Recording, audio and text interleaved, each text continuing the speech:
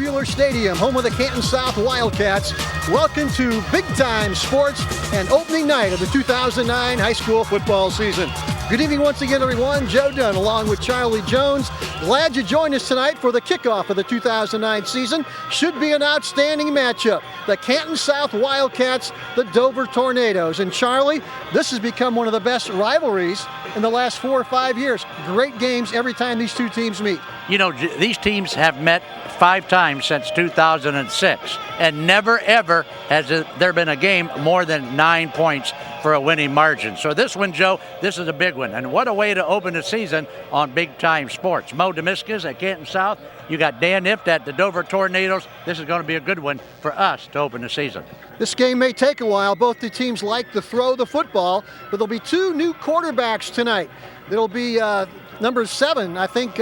Marcus Mamarella. Exactly, coming into play for Dover. And for Canton South, Matt Trissel is gone. He's now at Mount Union, and they'll have a brand new quarterback. So this will be interesting to see how these 2 young men come up and play tonight. Well, I'm looking at, let's talk about the Dover Tornadoes first. They lost 85% of their receivers from last year. They've got a young, inexperienced receiving core tonight and a new quarterback in the name of Marcus Mamarella. Now, will they be in sync, Joe? It's awful tough to start your first game at quarterback your senior year and throw to 5 receivers that are primarily brand new. So are they in sync? We're going to see tonight right here at Canton South. Without a doubt, the best player in the field tonight will be number 4, Gerald Robinson, the outstanding wide receiver for Canton South, already committed to play for the Michigan Wolverines. I'm not sure if Dover has anybody that can cover this guy, Charlie. Well, I think, I think Canton South may be licking their chops a little bit because Dover, through the graduation of the wide receivers last year, also lost a couple of safeties and quarterbacks. So Dover's going to have some rookies back there in that safety and cornerback position. You're right. If Canton South can get the ball in the hands of number 4, Gerald Robinson, it's going to be a long night for Dan Ift and the Dover Tornadoes. And although this is the opening game of the 2009 season, both the teams want to win it badly. A lot of computer points right now for these teams that expect to win a lot of football games. Both Division III, both Region 11. This may not be the only time they meet this year, Charlie. Well, just like last year, Joe, during the regular season, okay, Canton South was the victor. Now, let's talk about the regional semifinal last year in the Ohio High School Football Playoffs. Dover took Canton South to the woodshed to the tune of 35-17. Dover the winner. So I'm sure there's a lot of that plastered all over the locker room here at Canton South. We're just a few minutes away from kickoff. We're going to take a break. Okay, back at Canton South High School, joined now by 4th-year head coach Mo Deniska, the Canton South Wildcats. Boy, what a beautiful night to open this thing up. A Thursday night, center of attention in Stark County. Couldn't ask for a better way to get it going. No, and hopefully 2 good teams putting on a good show. But the weather hopefully is going to stay nice and clear and have a good night tonight. I'll tell you what, this has turned into an unbelievable rivalry. You guys have played, I think, the last 3 or 4 years, and it's turned into something special. Although you're in Stark County, Dover not that far away. No, it's a great rivalry for us. Dover brings a great crowd. They're well coached, great kids, the same as ours. It's a rivalry, usually week 1, and then, the last couple of years we've made it to the playoffs and we've seen each other again, but we haven't come out on the good side of those the last 2 years. I'll tell you, let's talk about your football team, Coach. Breaking in a brand new quarterback tonight. Lost a great one in Matt Trissel. Tell us about this young man who'll be calling signals for you. Well, he's a lot like Matthew Trissel. He's a 4.0 student, a great kid, comes from a great family, knows our offense, has great leadership skills, and we're going to put him right into the fire right away here. I'll tell you, Gerald Robinson, one of the best football players in the state of Ohio. As you mentioned, you want to get the ball in his hands. You mentioned using him as a decoy, but he's key for you tonight. Oh, there's no doubt. Since he accepted the offer at Michigan, he's been nothing but a great leader for us. He's worked hard in the offseason, put on 15 pounds.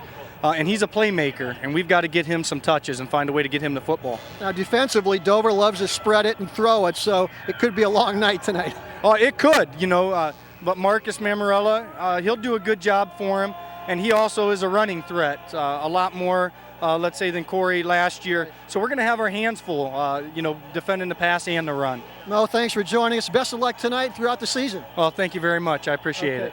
Mo Daniska. Charlie will be back to talk with head coach Dan Ift of Dover right after this. And we are back at Canton South High School Stadium. Tonight, the Dover Tornadoes are in town to play those rough and tough Canton South Wildcats. But let's talk now to Dover head coach Dan Ift. And Coach, can you find an opening game in the state of Ohio that has the intensity and the rivalry that this game between Dover and Canton South has become? Well, I don't know, Charlie, but this is pretty big. I mean, we seem to have developed a relationship where we play game one and then we end up playing in the tournament, at least the last few years. And, hopefully we're fortunate enough that both of us make the tournament, and maybe that'll replay itself again this year.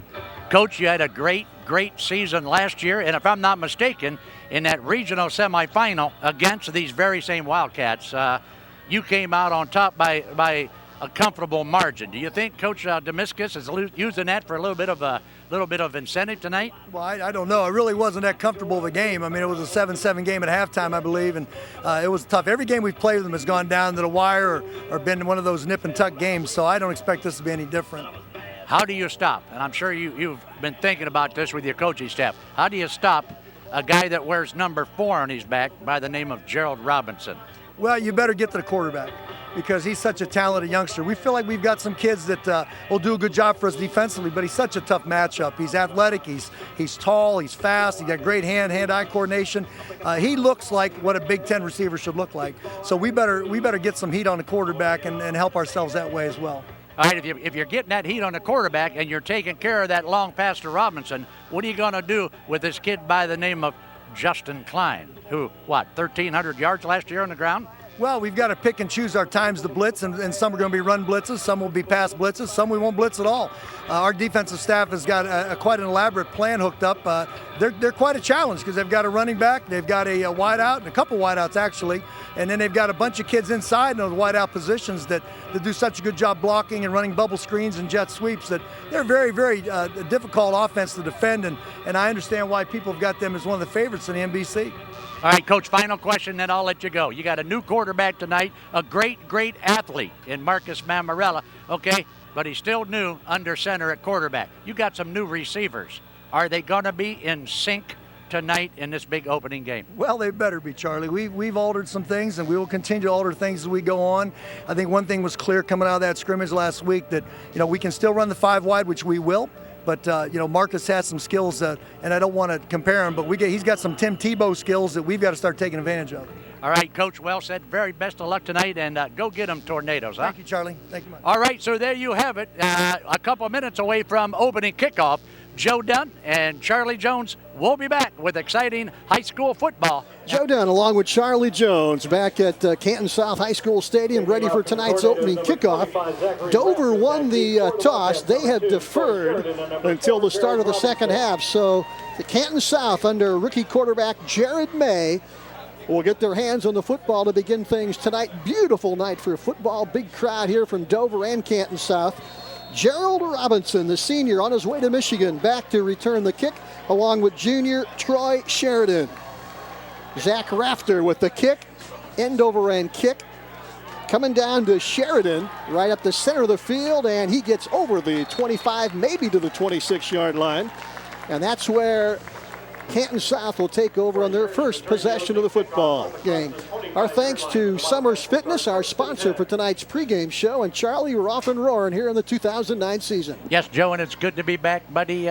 Big Time Sports, along with our video partners, Image Video, have a great schedule to bring you, again, this high school football season. And you can get to that schedule on bigtimesportsohio.com. Canton South with the spread offense, first play of the season. Jared May, 6'1", waiting the junior. They've got Robinson in motion. Rolling right is May, looking complete to Robinson, and down he goes hard. Now they're going to call it incomplete. Boy, Robinson took a big hit right there at about the 32-yard line. That looked like number 1, Ricky Maz, Charlie, came up and boomed him down. Well, Ricky Maz, senior, only a 155-pounder, along with number 6. Now watch number. Here we go with our Bell Store replay. Look at a nice pop that time. Actually, that was Colton Zahner that came in and made the hit, number 15. Yep, Zahner along with Andrew Bash with a nice stop for the Tornadoes. So, Joe, you're right. That baby's incomplete, so let's call it 2nd and 10 Wildcats. Wildcats again come out wide receivers, twins to the left and the right. As we said, Jared May, number 5, is the quarterback. Joe. Bad snap. They're going to try and recover it. Ball still loose, and let's see who has it. And I think Dover's going to get it inside the 1. Uh-oh, they are going to spot. And they do. They are going to spot that loose football, and what a big early break for the Dover Tornadoes. And Joe, guess what? We've got ourselves a Papa Bears big play on that one. Well, let's see if we can watch that one again. That ball was bouncing down inside the 10, down to the 5. It looked like Jared May had a chance to recover it, Charlie. Here comes May, and that ball is in, and then it pops right back out. It's kicked inside the 5, and finally recovered down there by number 10, Ian Drapko. Ian Drapko is what you call a money player, buddy. If that ball is loose, if that ball is on the ground, look for number 10 from Dover High School. His name is Ian Drapko with a big play. Our Papa Bears first big play of the game, thanks to Papa Bears Restaurant. Here's Marcus Mammarella with the quarterback sneak, and he is touchdown city, baby. In for the touchdown. Boy, one play. Dover goes 1 yard, and that is knocked away. Fourth-year head coach Mo Daniska from Canton South wanted this football game to begin. Well, I'll tell you what, big break that time on the fumble recovery at the 1 by Ian Drapko, and an easy snap to quarterback Marcus Mammarella, and he just takes it in for a 1-yard touchdown. Dover on top early, Joe. Safest play in football, that little quarterback keeper. Dover now will try and add on as Marcus Mammarella will hold, and Zach Rafter, number 25, will kick it. The lefty puts it up, and it is high enough, long enough, and it is good. Wow. So we have played less than 30 seconds here in the kickoff of the opening game of the 2009 season, and already we have had one big miscue and one touchdown for Dover as we take one more look at it again, Charlie. All right, let's take a look now as Dover is going to hit pay dirt early. And many, many thanks to our good friends from Bell Stores for sponsoring our replay this year. And there you see Marcus Mammarella on the keeper. First touchdown of the season for the Dover Tornadoes. Marcus Mammarella, of course, last year he was the understudy to Corey Lazowski, one of the top quarterbacks in the state of Ohio. Corey now a freshman down at the University of Dayton. So that's got to make Marcus Mammarella feel good as the 5'10", 210-pound senior takes that into the end zone in the very first play for the Dover offense in 2009. We'll do it all over again, Charlie, as Rafter has that ball teed up at the 40. That's right. Zach Rafter, of course, does all the place kicking for Coach Dan Nift. But let's go back to Marcus Mammarella. What a great, great athlete. And Mammarella is one of those players that never wants to come off the field. He'll play all night long on the defensive side, and he'll play all night long at quarterback. You can't get him off the field. Robinson and Sheridan back deep for the Wildcats. Short kick coming up. Going to be taped into Robinson at the 10. Look out for this guy. He's got some wheels, and they're going to hem him in, and down he goes at the 25-yard line. Boy, Robinson got that ball at the 10, cut to his right toward the press box side of the field, and they had 3 white-shirted Dover Tornadoes waiting for him, Charlie. And the first Tornado, Joe, to give him the pop, senior number 1, Ricky Maz. And we can take a look. There you see Dan Nift. There's a good shot of Dover coach Dan Nift over there on the far side of the field in front of his team. But Ricky Maz on the stop on the kickoff. Second possession of the football game for Canton South. They come out 1st and 10 at their own 25. They got twins, actually 3 receivers to the left. Handoff over the left side. Big hole. Up over the 40 to the 42-yard line goes Justin Keith. The 6'1", 215-pound senior coming off an outstanding junior year when he got almost 1,200 yards and 18 touchdowns. Big, big hole, Charlie. Here he comes. All right, let's talk about it. Now, listen, when he gets his knees kicking up high there, he is tough to stop. Watch the power on Justin Keith. And finally, Colton Zahner is going to bring him down, but a big gain for the Wildcats. First down of the football game. May again to Keith. Now May's going to keep it. The keeper, boy, good fake fumble on the play, and Dover has it. Wow, another fumble, and Dover is going to jump on it. That's number 62, Kyle Irwin. Wow. Kyle Irwin, a 270-pound senior for the Dover Tornadoes. Let's take a look now, Joe, at our Bell Store replay now, and look at Kyle Irwin. He's on that football like a hobo on a ham sandwich. I'll tell you what, Charlie, two big mistakes by Canton South early. Great fake here to Keith. Looks like he has the football. And then here comes May, and he takes a pop. The second guy in caused the fumble. That was number 6. That's Andrew Batch, the senior, yes, who came in, I think, got a helmet on that and popped it loose. Now let's take a look now, Joe, with Dover on the attack for the second time, and we haven't played 3 minutes yet. Mammarella in the shotgun. Nobody in the backfield except the 5'10", 200-pound senior, all by himself. A field spread wide for Tornadoes. Throws it, ball caught. Colton Zahner has it, and he's going to have 7, maybe 8 yards down inside the 40 of Canton South to the 39. So typical Dover Tornado offense, Charlie. Spread the field, make that defense play a man for man, and then pick them apart. You know, and Dover, even though they're spreading that field, Joe, Dover does not want to look long. They don't care. They'll pick you and pick you. They're kind of like a tick. You know what I mean? They'll keep coming at you and coming at you with those 4- and 5-yard pickups. Gain of 8 on the play, 2nd and 2 at the Canton South 39. Dover out in front here, 7-0. Handoff, first man through. Going to have the first down and about 3 yards to spare down to the 36-yard line as they spot it. Looked like maybe he got a little bit closer than that. Oh, they are going to spot it at the 35. Now let's keep in mind, Joe, Marcus Mammarella is a big, strong kid. This is his first year as a starting quarterback.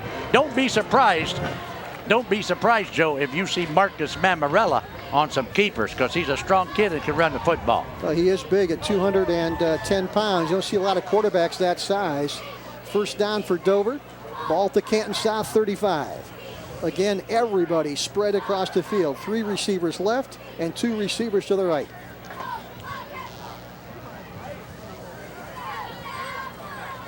Mammarella on the keeper, quarterback draw, and he is going to have 2, and that is all. Boy, they spread that field, and a lot of times that quarterback, they look for the hole, and that's what Mammarella did.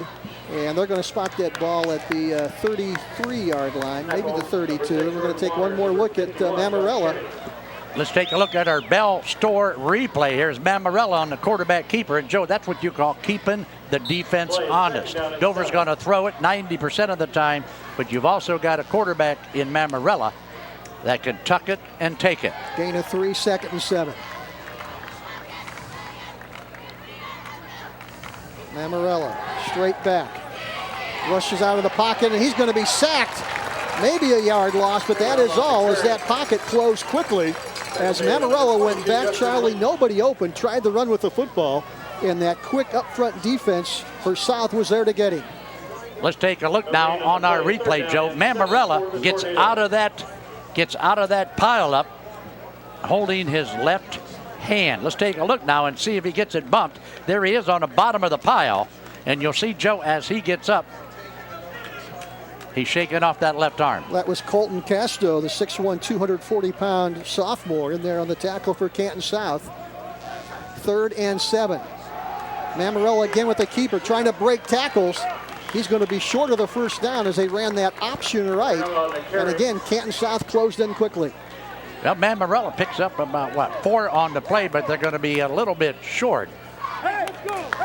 Let's take a look now on the replay. Look at Mammarella now. He's looking for a hole. The hole is open very quickly that time, but it closes very quickly also. So we've got a 4th down now. Wow. And we are at the 27-yard line. Yeah, 4th and about 2, maybe a long 3 right now.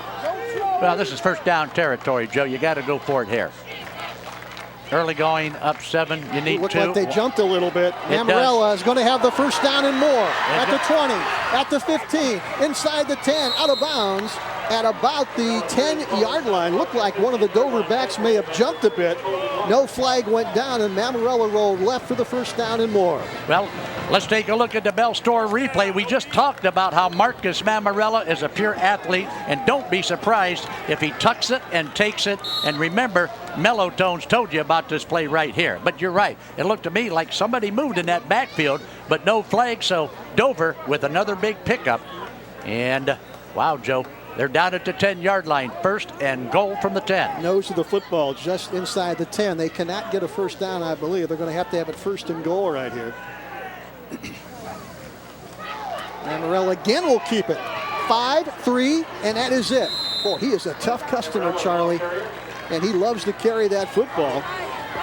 And he takes it inside the 5 down to about the 3, and Dover on the verge of putting another score on the board. As you look at Dan If, the veteran Dover coach, and he couldn't have scripted a better opening for this football game. I'm sure he's quite happy over in that sideline, but I'll tell you what, that Dover offensive line is doing a great job right now. Jason Orr, Cody Jordan, Cameron Casimir, Dan Gendevin, and Alex Obule all opening up big holes down there on that Canton South defensive line. They're coming off the ball, 2nd and goal at the Canton South 3.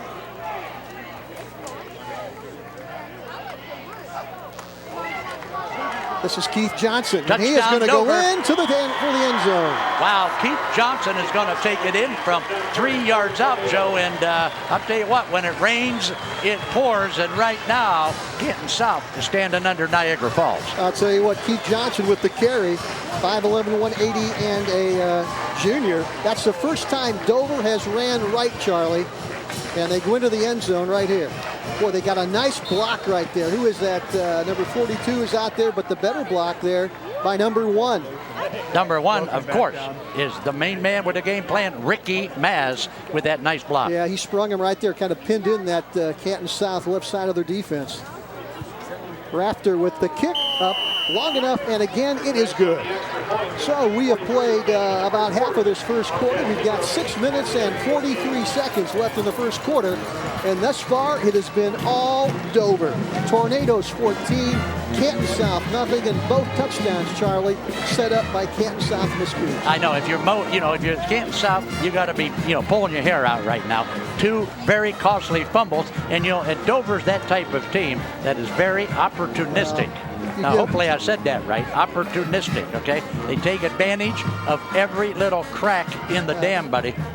They have had great field position. They had the ball inside the 1 on that first touchdown, then got another fumble and went about 36 yards. So easy scores thus far for Dover, set up by 2. Canton South fumbles.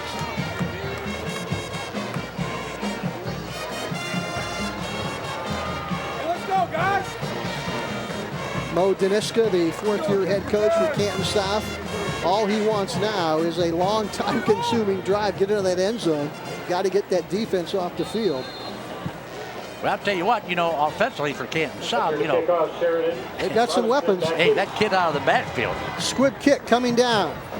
Picked up there by Canton South. And down he goes. That was number 37 picking up that football. And we don't have a number 37 on our roster. Yep, stop out there by number 5, Adam Moss. Adam Moss is only a sophomore for the Dover Tornadoes, so Canton South will start at their own 34-yard line. And I think that was Miguel Aquano that came up with the kickoff, little squib kick. And ball spotted for Canton South, now their 3rd possession of the football game at their own 34-yard line. Again, they've got twin receivers left and right as Robinson will come towards you in motion. Gets a block, looking for some room, cuts it up, squares the shoulders, and goes over the 40 to the 42. Boy, once he squares those shoulders, Charles, you get a good look at number 4, Gerald Robinson. Boy, he could be off to the races. Well, he's headed towards the University of Michigan, going to play for Rich Rodriguez. Number 9, Christian If, in his linebacker spot, is going to come up and make the hit. Now watch number 9 come up. Robinson finds the seam, tucks, gets in the hole right about there. Christian If is going to meet him and bring him down. Yeah, If fought off a nice block there by Mark Trissel to make the tackle. Gain of 7, 2nd and 3. Another high snap. May going deep. Downfield, and it may be a flag, a bump down there. They're not going to throw it. Well, it's number 15, Colton Zonner, on defense, as that pass was intended for James Lucas, a 6'2", 206-pound junior, as he had a go pattern down the right sideline. And a little bump, but no flag. All right, yeah, let's take a look now on our Bell Stores replay. And let's take a look now if, in fact, because see, we're talking about a bump down there. I think the ball was past him when he got bumped. No flag. Here's another look at it, Charlie. Kind of bumped him off the ball a little bit. And Yeah, a little bit of contact there. 2nd and 3. Quarterback sneak. This is May. Going to keep it. And hardly anything. Maybe a yard. And they're going to be about 2 yards short of the first down. And this is a big play in the football game, Charlie. I mean, South down 14-0. Yes. They've got to get this first down and keep that defense fresh and try and go down and get some points on the board. I don't think they want to give it back to Dover still with 5.5 minutes to go in the first quarter. You know, that time Jared May, the Wildcat quarterback, met Kyle Irwin and Andrew Batch. So number 6 Batch, Andrew Batch, and number 62 Kyle Irwin with a nice stop. How about that shot of this big crowd here at Brett Mueller Stadium? They're enjoying this right now, especially if you're a Dover fan. Big play right here for South. 4th and 1 at their own 43. They're going to go for it. Or maybe a no call. Long call, and that will be tried to draw Dover off sides. They didn't bite. Well, Joe, if you are the Canton South coach, what are you talking about now in the huddle? You're still gonna go for it. I don't know if they're going to go for it now. I think what they want to do is try and come up with a long snap count and try and draw Dover off sides. Dover, aware of what they're trying to do, didn't bite on that. And right now, Mo Daniska over on the sidelines talking it over whether he wants to go for it here or punt it away and give Dover the football again. As you look into that Canton South huddle. Well, let's put that coaching shirt on you, Joe. You're down 14-0 early in the ball game, okay? And you're on your side of the 50-yard line. You're going to punt it, you're going to go for it. I'll tell you, that's a tough call, but they got a 1,000-yard rusher in Justin Keith. I'd like to see him spread that field and give it to Justin Keith. Okay, all right. Well, you may be right. Time will tell, but in the meantime, they're going to punt it. They're going to punt it, Charlie. Jacoby Waters coming on the field, number 3, as you look at that Canton South sidelines. And there is Waters standing back at the 22-yard line. He'll punt it away. And back to bring it is, looks like it's Drapko. And Ricky Maz. Ricky Maz will bring it back as they stand at about the 25-yard line. How about a fake, Joe? No fake here, no. All right. Maz and Drapko. Low snap. We'll take a look at it. Waters kicking it out of bounds, and it'll fly out of bounds. Caught there by, I think, one of the cheerleader advisors down there. Not sure who caught that. I think that's a cheerleader advisor standing right there. Made that nice catch. Yeah, I think that is. That's the Canton South cheerleader advisor. But I think it's a junior varsity cheerleaders. Dover with the football at their own 39-yard line. They lead it 14-0. And we've got 4:59 left to go in the first quarter of the football game. There's the look at, I think, the Canton South cheerleaders. Good group. Yes, it is. Yes, and they've done a great job so far, Not much Joe. to cheer about, though. No, not yet. Hey, Dover Dental, Joe. Dover Dental is our scoreboard sponsor this year. And back again is the CSE Federal Credit Union, who you'll see at halftime sponsoring our halftime report. Mammarella, the quarterback, he's going to keep it again. This time, the Wildcat defense is waiting for him. And a very short gain, if anything, up to the 40-yard line. And getting off the bottom of that Canton South defense, number 22, Justin Lynch, makes the stop. We'd also like to thank our wrap-up show sponsor, our good friends from the Texas Roadhouse. Will be back with us again this year as our wrap-up show sponsor. Our player of the game this year on Big Time Sports, brought to you by our good friends from Bob Evans Restaurants. 2nd and 9 for Dover with the football and a 14-0 lead. Mammarella, a little pump fake. And again, he goes down after a short gain of 1, maybe 2 at the most, which will bring up a 3rd and about 8 for Dover. Well, Joe, that Canton South Wildcat on this particular drive has answered the bell. And you'll take a look right now at those Canton South linebackers. Now watch the pocket. He's going to scoot out of the pocket, but here we go. Now we're going to meet everybody from Canton South in those red jerseys. So big play here, 3rd and 8 now for the Tornadoes. Colton Casto again with that stop for South. 3rd and 8. Big play for the Canton South defense. They need a stop, and this time they do throw the flags as the right side of that Dover line jumped along with the running back standing next to Mamarella. So that'll cost him 5 yards and move the ball back to the 36-yard line. Ball starting to call against the Tornadoes. 5-yard penalty will move the ball back to the 36-yard line. Dover looking a little better last week, Joe, in their last scrimmage at Third down Canal and Winchester 13. outside of Columbus. Dover came home with a 10-0 loss. And, didn't look very good in that loss. But tonight so far, they've looked pretty sharp. 3rd and 13 for Dover. Clock moving with 3:25 to go in the first quarter. Dover with the ball at their own 36. Need a big play right here to keep control of the football. Again, everybody spread across the field. And this time, the right side of the Canton South line. That was number 57 who tried to get across the line, Matt Watachik, sophomore at 6 foot 210. Well, you giveth and you taketh, Joe. So Dover back to the original line of scrimmage now. And that'll make it again 3rd and 8. Mamarella gonna throw it to who? Well, him look for that quarterback draw too, Charles. Again, they had that field spread, but Canton South doing a good job right here defending Mamarella. Clock moving, coming up to the 3-minute mark here in the first quarter. Mamarella going to throw for it, being rushed out of the pocket, and he is going to scramble away. Has a man wide open, and it is caught. I think they're going to be out of bounds though.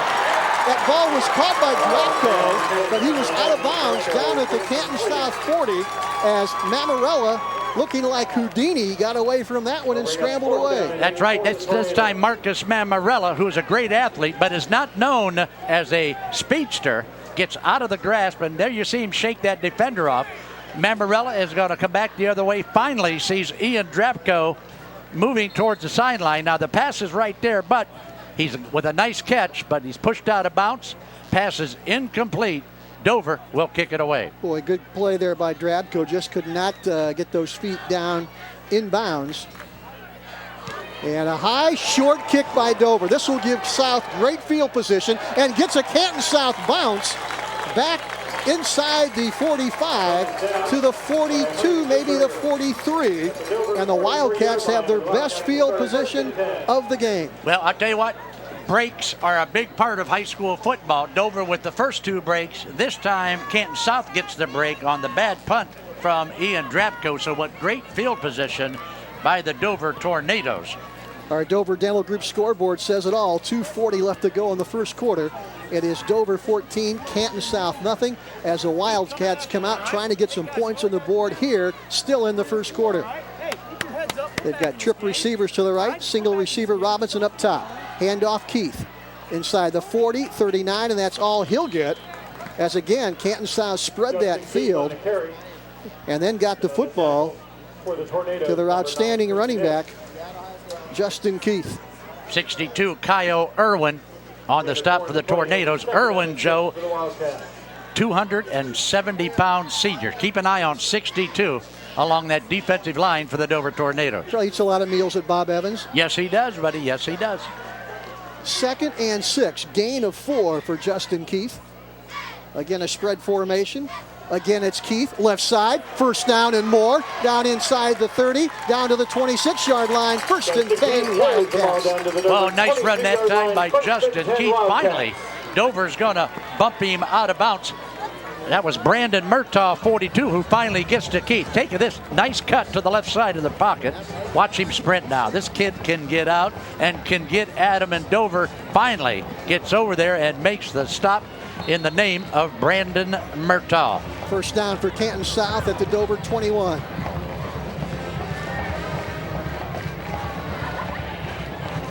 Junior Jared May calling signals. Again, it's Keith right up the middle this time, inside the 20. At about the 18-yard line. Gain of about 2, maybe 3, as the clock winds down to a minute and a half to go in the first quarter. Stop made out there by 77, 235-pounder Tyler Hawk. Tyler Hawk, Joe, he's another one of those tough, he's like a tough grizzly bear out there, you know what I'm saying? Well, Canton South has found some running room in the interior of that Dover defense as, again, they spread the field. This time they have 2 running backs in the back, with a little wing to the right. That is Mark Trissel. Trissel comes in motion. New look here on the Wildcat side of the football. May, the throw, looking down for Robinson into the end zone and overthrows him. Pass intended for Gerald Robinson. Defending out Ricky there, Maz, that's right. Doing a good job on Robinson, who went down the left side, little go pattern. And May put that one up, and Robinson couldn't run under it. Take a look at the replay now. May is going to fire to the left corner of the end zone. But Ricky Maz, number 1 for Dover, is there. Robinson. Good defense. Is it a good thing Robinson's gone to Michigan, Joe, if you're an Ohio State fan or not? I like this kid. I'll tell you what, he can play both sides of the football, explosive speed. He'll make some big plays tonight before it's over. 3rd and 7 at the Dover 19. Tressel comes in motion toward you. May will roll right. Looking again. Throws into the end zone and overthrows Tressel. Also down there was James Lucas, number 1. But that ball overthrown, which will bring up a 4th and 7 ball still at the 19 with 48 seconds to go in the quarter. You know, that time May waited, and I think he may have waited a little bit too long. He threw the football, but he finally threw it when the defenders had time to get back in somebody's face. Well, I thought he was going to run it too, but Dover was coming after him as he rolled right. 4th and 7, Joe, from the 19. If you're the Wildcats, what are you thinking in that huddle? Justin Keith? Well, I think you got to go. You think you got to throw it? I think Gerald Robinson's the guy. They've sent him deep. I'd send him deep again, have him come back to the football. I'm going to call a quarterback draw right now by the Wildcats. 4th and 7. Tressel in motion. Now he pulls up. Big play here for Canton South, trying to get back in this football game.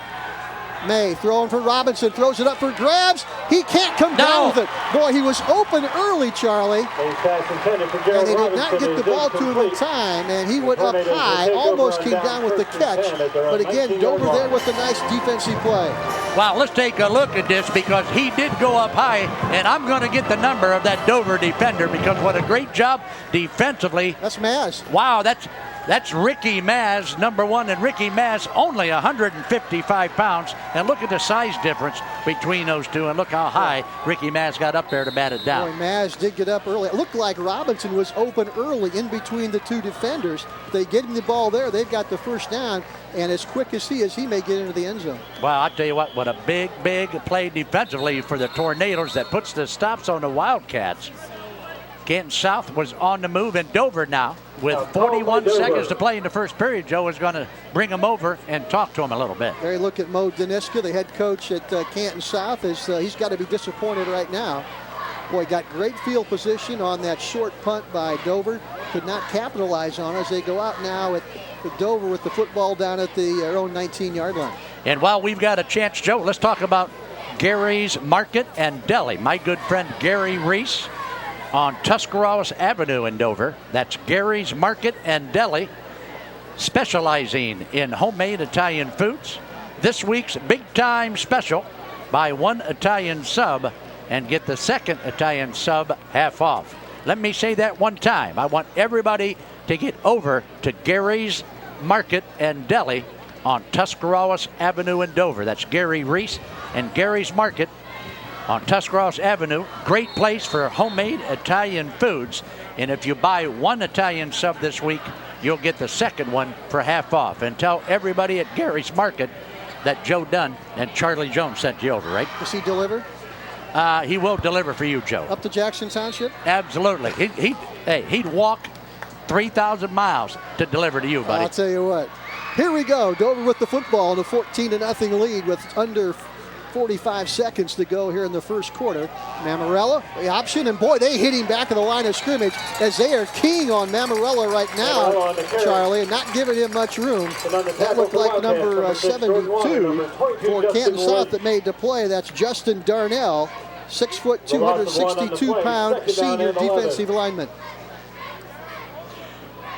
Let's take a look now on our Bell Stores replay, and you're right. Mammarella has got no chance at all.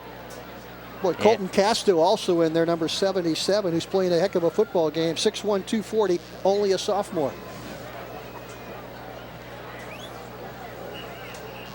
We have come to the end of the first quarter here at Canton South.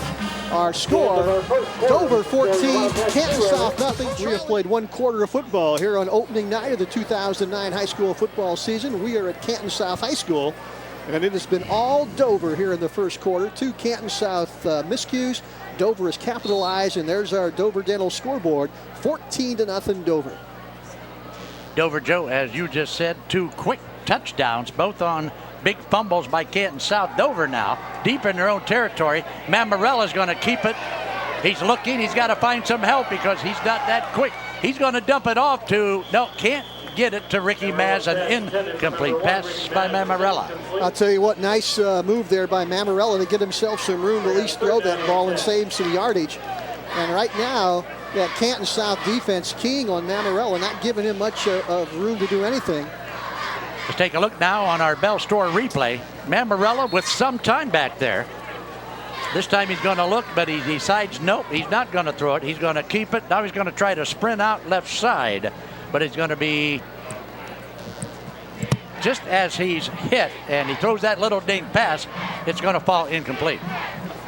2nd and 10 for Dover at their own 19-yard line, just underway here in the second quarter. Mamarella throws, caught, but that's all. They will get very short yardage as that pass went to number 15, Colton Zahner, and the junior went down quickly as, again, that Canton South defense coming up quickly to make the tackle. Well, Dover now with a 4th and 14, Joe, and you know that they got to get a good punt off this time by Ian Drapko. The last time, a little squibber that carried about, 14 yards, and Drapko, with a pretty good leg, has got to get off a good cook here. Mark Trissel back at about the 47-yard line, his own 47, to bring it back. High kick. Nice kick by Coming Drapko. Down to Trissel, and he calls for the fair catch. And that's where Canton South will take over 1st and 10 at their own 46-yard line. And one big play can get them back in this, Charlie. But, boy, Canton South has had some problems getting that ball in the hands of Gerald Robinson. They've tried 2 or 3 times to isolate him on those Dover defenders, and every time Dover's come up with a big play. You know, I think so far the secondary of the Dover Tornadoes, you're right, has had good coverage, particularly on Robinson. If I'm Canton South, Joe, I'm going to experiment a little bit more with Justin Klein out of the backfield. Jared May, the quarterback, gives it to Keith, dragging people for 2, maybe 3 yards, up to the 48-yard line. That's all he'll get. Boy, Justin Keith, take a look at him. 6'1", 215, good size. Number 21, the senior, as we mentioned, almost 1,200 yards rushing last year, 18 touchdowns, and he is a weapon. And once you spread that field, Charlie, he gets by that initial defensive line. He can cause some problems for Dover as you look at the Canton South training crew working on one of the Wildcats right there. May, option right. Pitches out to Keith, breaks some tackles, spins away, big yardage. He's going to have the first down on 2nd and 3rd effort by the big senior running back. That, Joe, is why you keep running Justin Keith. He got hit. He got hit the 2nd time, and finally the 3rd time with some help. He's going to hit the pay dirt, but not before a nice, strong run by Keith out of that Wildcat backfield. Boy, Look how strong he is. He got a nice block by Mark Trissel, too, to spring him loose, but once he got in there, a couple of spin moves, and had those Dover Tornadoes grasping at him, but not before he gets the first down at the 43-yard line of Dover. Again, it's Keith, and the big senior again spins for extra yardage. It's going to take 2, 3, 4 Dover Tornadoes finally to get him down. Well, that time, big number 77, Tyler Hawk, is going to wrap him and stack him and hold on for help from his other buddies on that Dover defensive line. Let's take a look now at the Bell Store replay and see just how strong Justin Keith can be when he puts that nose down and gets those knees a-working. Well, there you see Tyler Hawk with the initial hit right there. Look at that. It takes 3 or 4 guys to get him down, Charlie. Yep, help in there by, yes.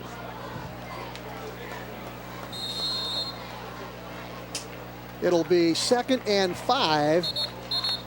And now it looks like Canton South Now it's going to be Dover with the timeout. Timeout called As by you look Dover. at Maz right there, number 1, who's had a big game defensively thus far for Dover, going over to talk with head coach Dan Itt. And I can bet you what they're talking about right here, Charlie, is how you're going to defend Mr. Keith, because he's starting to hurt him inside with that tough running game. That's exactly right. And if you remember, Joe, it wasn't about a minute and a half ago I talked about that. Keith is going to be the answer for offense for the Wildcats tonight. If Justin Keith can continue to run the football like he is, it's going to be a long night for Dover. And I know what you're thinking, Joe. Hey, Charlie, you big dummy. Dover's up 14-0. But it's early in the second quarter, and there is still plenty of time, baby. Take a look at the band rocking and rolling up here in the bleachers, Joe. That's the Dover band, isn't it? Well, I'll tell you what, both bands are in. That's the Canton South. I'm sorry. That'd be Canton South band. Both these schools red and white. Yes, they are, buddy. And when we get a chance, Joe, I want to talk to you about our good friends from Beatty Construction. Okay? All right. Next time we get a chance, hand me the microphone and I'll talk about it. They're going to build you a deck or what? Yes, they already did. That's why I got to talk about it. 2nd and 5 for South. Down at the Dover 38. Robinson goes in motion, but instead they give it to Keith. And he hammers for another first down. Wow. Boy, they are riding the big guy right now, Charlie. Keeping it on the ground and getting first down after first down. 55, Dalton. Yes, they're take a look now. For it. I think they're going to measure for it right now. It's going to be close. That's why they're bringing out the change. Now they say they're not going to measure. They're going to give him the first down. Looked like the official had backed off that time and was going to measure for it. Our referee tonight is John Evans, umpire Kevin Jackson, linesman Vince Mazzoka, line judge Carl Davidson, back judge Brian Frucci. 1st and 10 for Canton South. Dover 32. Robinson comes towards you in motion. Have not been able to get the ball in his hands thus far tonight. Throws short. Robinson with the catch. Watch him trying to spin away, and here come a boatload of Dover Tornadoes. They know once number 4 gets the football, Charlie, they better get after him in a hurry. I'll tell you what, all that rocking and rolling, finally they get the ball. They get the ball to Robinson, but how many yards did they pick up? They only got a couple. Take a look at our Bell Store replay here. As you see, Jared May is going to roll to his left. He's going to look. Finally, he spots number 4, Jared Robinson. Nice catch up high. Robinson inside the 30, but gets knocked back to the 31. 2nd and 9, so they're going to say all of that for a 1-yard pickup. You can see right there the moves he has once he gets in the open field. They've got trip receivers up top, and Robinson the lone wide receiver to the left. Justin Keith is the running back on a 2nd and 9 with 8:06 to go in the half. Over the middle. Caught and hammered down. Boy, what a hit there by Drapko. Yes, Ian Drapko that time popped the ball loose. That is an incomplete pass, and that is why Ian Drapko is a valuable part of that Dover team. Boy, Mark Trissel was the guy that came over the middle. Look at him right there. He's in the slot right. He'll come over the middle. May delivers the football, and Drapko delivers the hit. Wow, they don't call that an incomplete pass. Dover's there on another fumble. I'll tell you what, that was in his hands and right back out. Good call. 3rd and 9. This is in 4-down territory for Canton South. They've got Robinson isolated down on the left as May rolls right. In trouble, in deep trouble. Spins away, throws, and it was intended down there for number 1, James Lucas. And he went fighting out of bounds, incomplete. And Canton South now will have it 4th and 9 at the 31. I want you to take a look at the big guy from Dover. And that big guy is number 77.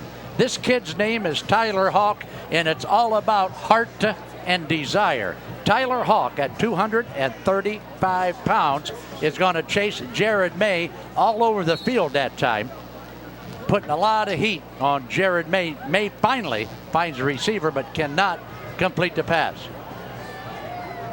May coming over here to talk to Mo Daniska. They've got a play.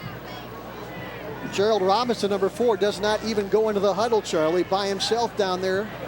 And he will line up as a wide receiver left. They have trips up top. Keith is a running back on a huge play here for Canton South, trying to get back in this football game.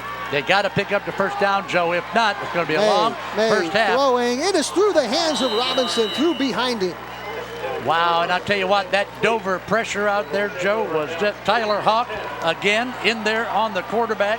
Brandon Murtaugh, Tyler Hawk, you name it, they had him in there on Jared May. Take a look at the Bell Store replay, Joe, and you call the action. Looked like Canton South had receivers maybe in the same area. May rolls up into the pocket and throws behind Robinson a little bit. Threw behind him. If he gets the ball in there, he's got a shot for the first down and the completion.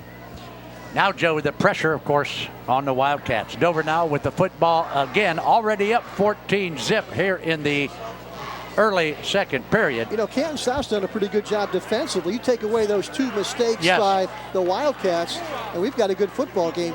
South just a big score away from really making this a good game. You're absolutely right, but you got to stop Dover now on this possession. Mammarella with the keeper. Takes some people with him to the 35-yard line. Boy, once he turns the corner, at 210 pounds, he is a tough matchup for a defensive back. Well, in that time, Joe, you know, first play from scrimmage, Mammarella just tucks it, takes it, and picks up 4 yards. Now, 4 yards don't sound like much, but 4 yards on your first play from scrimmage is a big pickup. Well, that makes it much easier right now for Dan If to make the call. 2nd and 6, ball at the Dover 35. They've got the ball in a 14-0 lead. 7:05 to go in the first half. Mammarella this time a roll left. And this time he goes down. Wow. Big play that time by the Wildcat defense, Joe. Mammarella covered like a blanket out there by the Wildcats. That was I believe number 77 for Canton South. That again is Colton Casto, the big sophomore, number 77. I believe it makes the play as Mammarella rolls left. And again, Canton South all over it. And we have failed to mention the big freshman for Canton South, Josh Kenny, number 51, also in there. Only a 9th grader, Charlie, at 6 foot 220. All right, what do we got? We got a timeout now on the field. And that timeout is going to be called by the Canton South Wildcats. And while I have a chance, Joe, let's talk about our good friends from Beatty Construction. For all your construction needs, you should go to Beatty'sBuilders.com. There you'll find all the necessary construction aspects for home improvements. Beatty's Builders have been in business for 13 years, and owner Carl Beatty has been in construction for 28 years. If you're looking for a good builder, home, garage, anything you need, it's Beatty's Builders. Give them a call at 330-339-2333. That's Carl Beatty at Beatty's Builders at 339-2333. Joe, what do we got? I'll tell you what, I think I've credited Colton Casta with that last tackle. Actually, that was number 72, Justin Darnell. I want to give that young man credit, number 72. That's all right, buddy. Who's been in on a lot of tackles as far as that left defensive tackle position, doing a great job in there. You're allowed to make a mistake once in a while. Well, I want to give credit where it's due. That young man's playing a good football game. Mammarella in trouble, throws, caught, and that's going to be short of the first down, but a flag goes down, and I believe that's going to be holding on Dover. Back inside the 25-yard line, flag down at the 24. Well, they dropped that flag right on the back of number 74 for the Tornadoes. That's Jason Orr, a big 200-pound senior for Dover, and I think, Joe, you're going to be right this time. They're going to move it back against the Dover Tornadoes. Well, they're looking over to see if Mo Daniska wants to take this penalty or take the play. 6:13 to go in the half. Holding on Dover declined. All right, Joe, we might mention for all of you Dover band fans, okay, at halftime, we're going to go down to the field and we are going to bring you the Dover Marching Tornadoes. Thanks to our good friends from the Lavender Bridal Salon. That's Karen Stokey and her staff at Lavender Bridal Salon and the Dover Band halftime show. You were in the band over at Strasburg, weren't you? Yes, I was. Played the tuba, I believe. No, I played. Don't say it. No. Drapko with the kick. Trissel back, and this time doesn't call for the fair catch, and he pays the price. Wow. I'll tell you what, he got slammed at the 25, Joe. And I'll tell you what, Dover was almost there before the football was. That was number 42.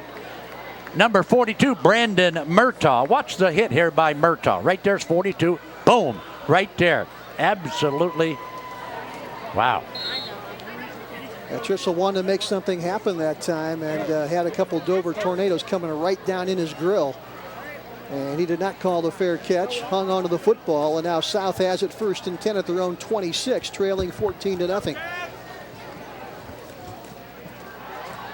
Here comes Keith, and he's got 3, maybe 4 yards up over the 30 to the 31. And as we said, the Wildcats just one big play away from getting back into this football game. The clock somewhat of a factor with 5:46 to go here in the first half. It's been all Dover thanks to 2 big miscues by Canton South early in this football game. And for all of you football fans out there, it's www.bigtimesportsohio. That's bigtimesportsohio.com. 2nd and 5. Throw to Robinson. Good catch. He's going to be short of the first. Oh, they're going to be measured. They're going to measure that. Boy, nice hands there by Robinson as he caught that one over the middle. And it depends on where they spot it. If it is a Canton South first down, I think they're going to give him the first down. Another look at it, Charlie. Yeah, let's take a look now. And there's Robinson. There's 15. Colton Zonner along with Murtaugh. They're going to give him the first down. Good second effort there by Robinson to get that first down. Ball now up to the 36. I think they've got new quarterback in there for, that is Troy Sheridan, number 2, I believe, was snuck in there at quarterback for Canton South. And they had Jared May in the slot to the left next to Robinson. Well, number 6 has been a busy young man so far tonight for the Dover Tornadoes. Number 6 is Andrew Bache. And watch number 6 finally corral him over there. No, that's number 8. We're going to give credit for, no, there's Bache coming in there a little bit late. But Dover with a stop finally over on the far sidelines. Well, they snuck a new quarterback in there. This time they've got Jared May back in there as Canton South has it 2nd and 9. May back, being rushed, in trouble, and down he goes. They brought the blitz. And how about that one? Let's take a look now. Andrew Batch got him, number 6. Let's take a look now on our Papa Bears Big Play Replay, brought to you by our good friends from Papa Bears Restaurants. This is Andrew Bache, number 6, coming in there for the Dover Tornadoes. Boy, they guessed right, Charlie. Coach Yift brought the blitz on the linebacker. And boy, May did not have time to get that football away. Nice defensive call by Coach Dan Ift and his staff over there on the sidelines. 3rd and 18 now from the 28. And now what do we got? We got a timeout on the field.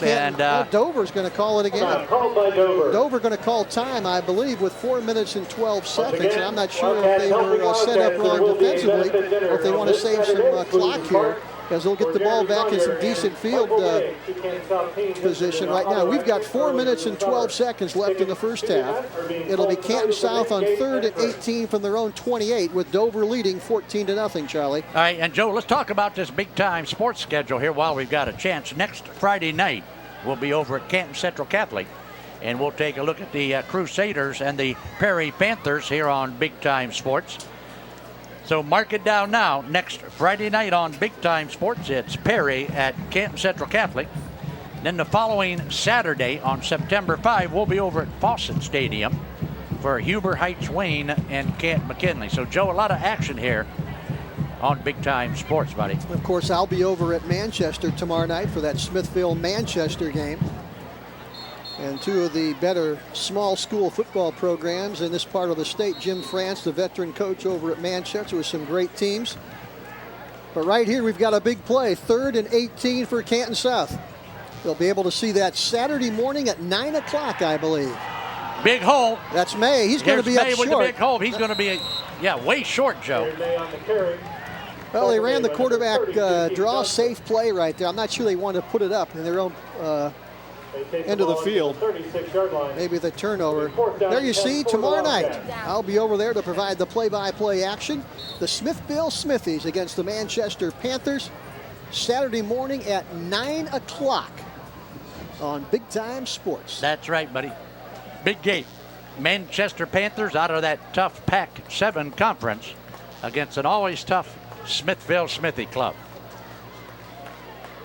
Jacoby Waters, number 3, back at the 21-yard line. He will punt it away. Another bad snap. Pretty good kick there by Waters. Drapko's going to watch it bounce. Gets a Canton South bounce out of bounds inside the 30 at the 28-yard line, where Dover will take over with 3 minutes and 17 seconds to go here in the first half. Joe, if you're Dan Imp, you got to be happy with that last defensive stand down here, because Dover took a lot of time off the clock and then finally gets the football back at the 28-yard line. So good position for the Tornadoes. Now, the one thing, if you're a Canton South fans, you look into that Dover huddle across the way right now. Boy, you don't want to give up the big play. You're already down 14-0. You're still pretty much in this football game. You do not want Dover to put any more points on the board, to pretty much put this one out of reach as you go into the locker room. So this is a big, big defensive stand here for Canton South to stay in this thing. Well, Marcus Mammarella has been the man in charge on the offense for the Dover Tornadoes. I'm going to look at things like short out passes, Joe, and maybe Mammarella with a couple keepers. They're going to throw. They try to get a block there as they get that ball out there. First to number down. 15, Colton Zahner, I believe, was the guy that caught the football. And he went up the left sidelines for a first down and more. Nice play that time. Great execution offensively by the Dover Tornadoes. Mammarella and Colton Zahner hook up for the first down at the 3:10 mark of the first half. There you see Colton Zahner, who will come back and take that pass. I'll tell you what, let's credit number 32. That is Keith Johnson with a good block to spring him, Charlie. That's right. Did a nice job on that Canton South cornerback and gave Zahner a chance to roll up the sidelines. 1st and 10 for Dover, their own 41. Maz comes in motion. Mammarella with the keeper. Breaks a couple tackles. Breaks another one. Spins fumble, I believe. Now that looked like he maybe lost that football, Charlie. Tackle made by number 4, Gerald Robinson. Mammarella picking up about 8 yards on that carry. There you see the strength of that Dover quarterback. A big, strong kid, Joe. He's not quite as quick as you are, Joe. Oh, no. But he's a lot stronger. There's Mo Daniska. I'm not sure if this ball came out or not, Charlie. I thought it did, but let's take one more close look at it. Boy, when you start breaking tackles like that, a lot of things can happen. No, he did not fumble. He went down, and the ball did not come out. It's a gain of 8, 2nd and 2.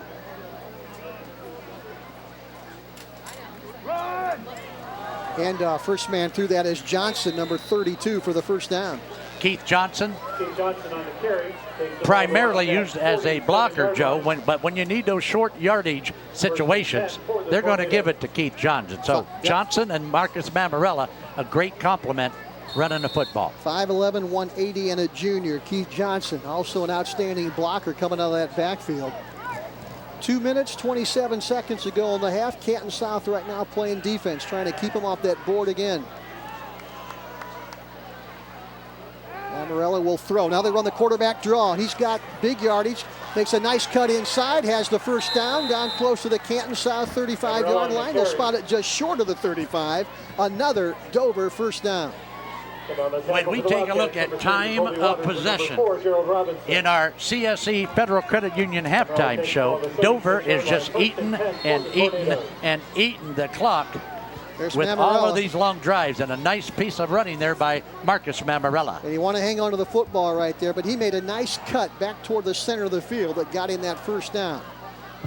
Less than 2 minutes to go in the half. As Maz comes in motion, he'll get the football. Going to try and pen him in back there. He breaks a couple tackles, goes down the sidelines. He's going to be out of bounds, and he is going to have another Dover first down right at the sticks, I believe, at the 26-yard line. Wow. I'll tell you what, from over here, it looked like he got a bad spot. Looked to me like, yeah, they're going to give him the first down. Take a look now, Joe. Well, there's Johnson out there, number 32, trying to spring him, but he does most of this on his own, Charlie. Breaks down the sidelines, runs away from a couple people, runs over Trissel, and gets the first down. Ricky Maz, Joe, only. Ricky Maz, 155 pounds. Fumble on the play and recovered by Dover. Mammarella comes up with that loose football. And that is a big play for Dover. It could have been even a bigger play for Canton South. They come up with it. All right, let's take a look now At the Bell Store replay, Mammarella, I think that time took his eyes off the snap. He wanted to run with it before he had it. But he's a smart enough quarterback. Oh, yeah. He's a smart enough kid to know just cover the football and don't get cute. Yeah, don't pick up and trying to run. Just cover it and come back and play another down. 1st and 17. Canton South 33 with 1:14 to go in a half. Mammarella, little pump fake. Boy, he's got all the time in the world. Now find somebody open. That's Drapko, and he'll spin away, and Drapko almost breaks a tackle to get into the end zone. And finally, South gets him down inside the 20 at the 18. Joe, we've got less than a minute to play with the clock running. If you take a look at the replay now, Mammarella is looking. You know, Mammarella's got so much time, Joe. He could have a hamburger and a milkshake back there. Well, that pump fake froze those defensive backs. Then he finds Drapko, and he breaks the tackle, gets away from Robinson, spins away down there, and he is just one broken tackle away from taking it to the house. Well, and Canton South knows this. Take a look here now. Finally, there's the pass to Ian Drapko. Then you're absolutely right. He's going to shake that one. He's going to go forward, and if this guy here doesn't hang on and trip him up at the ankles, it's 21-0 But Mo Demiskis wants to talk about it, Joe. 37 seconds to play in the first half. It'll be 3rd and 2 at the Canton South 19 when play resumes. As you look into that Dan Ift Dover huddle across the way. As Dover, if they put one more on the board, Charlie, it's going to make it very, very tough on Canton South to get back in this. So it is a big series right here with 37 seconds left in the half. Well, it's 3rd and 2 from the 19. I'm sure Dover is just thinking, pick up the 2. Let's take this. Let's bite this elephant one bite at a time, Joe. They pick up the first down. They stop the clock. Then they can regroup and then try to get it in the end zone. But don't forget, coming up at halftime, our CSE Federal Credit Union halftime report, as well as our Lavender Bridal Salon Dover Band Show. Mammarella looking at 3rd and 2 in the shotgun. He'll keep it. And he runs over a couple people. He will have the first down and a yard or two to spare inside the 15 to the 13. And Mammarella now regroups quickly with the clock moving with no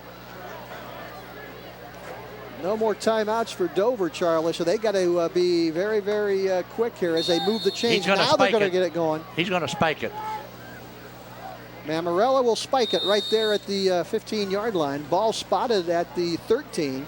And we have 26.3 seconds left.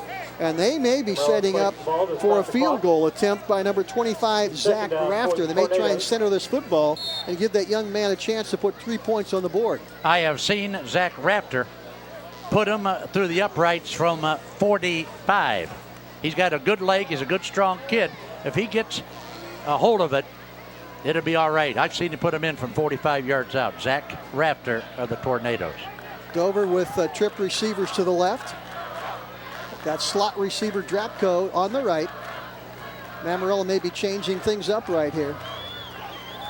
He'll go back to throw. Looking over the middle. Caught. It'll be a Dover touchdown. Wow, and how about that? How about Johnson? Touchdown in there. How about that? That's number 15, Colton Zahner, right? 15 is Colton Zahner, a 180-pound junior, and what a strike from quarterback Marcus Mammarella, baby. Well, he took his time, and that is a dagger into the heart of Canton South right here as we look at Marcus Mammarella. Wait, there comes Zahner across your screen. He gets it, nice throw, and gets into the end zone as Trissel tries to keep him out. Here is Mammarella again, looking, perfect strike. Got it in between 2 or 3 red shirts for the touchdown. That point is good. Rafter's kick is up, and it is good. So 19.3 seconds left in the half, and Dover scores again to lead 21-0. And that touchdown is huge in this football game, Charlie. And I'll tell you what, if you're a Dover fan, you got to love it. When you can score 21 points in the first half, you got to like what you're doing. Now, the first 2 touchdowns, of course, on big errors by Canton South on those 2 very costly fumbles. But this last drive by the Dover Tornadoes shows you why Dover is a very tough team offensively. Yeah, they did a great job that time and got some plays by a number of people. Mammarella, of course, one of them. Got a nice run by Ricky Maz down the sidelines on a big play. Then a nice second effort by Colton Zahner as he caught the ball at the 1 broke a tackle to squirm into the end zone for another big play. So South is stunned here in the first half, giving up 21 points. Nothing on the board right now, but they will send back number 4, Robinson, and number 2, Troy Sheridan, to bring back this kick by Rafter. Don't forget, coming up at halftime, our halftime report brought to you by the CSE Federal Credit Union, folks, along with the Dover Band Show by Lavender Bridal. This is Keith. He fumbles the football, and I believe he got it back. There's a wild scramble there at the 28-yard line.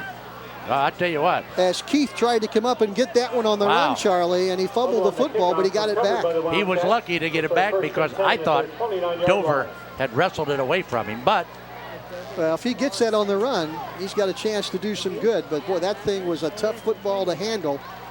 But he got it back. As you take a look right now, look at number 21, Keith. I think he looked up to see what the defenders were close to him. The ball popped off his hands. Big scramble. There's another. Looked like it hit his shoe. Looked like it hit his shoe, not his hands. And boy, he had 2 or 3 white shirts there from Dover, and Keith out battling to get the football.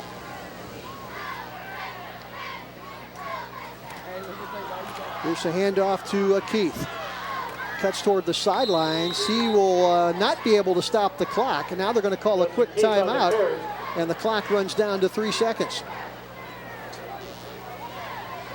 Wow, that's going to stop the clock now, Ray, with 3 seconds to play. That is a first down. I'll tell you what, with 3 seconds, you got a guy like Gerald Robinson. I think you just send him deep and throw it up there and see if he can make a play. Well, but you're also going to send about... Well, that's it. That's it. That's going to end the first half, buddy. Yep, we have played 1 half of football to open up this 2009 season, and thus far it has been all Dover.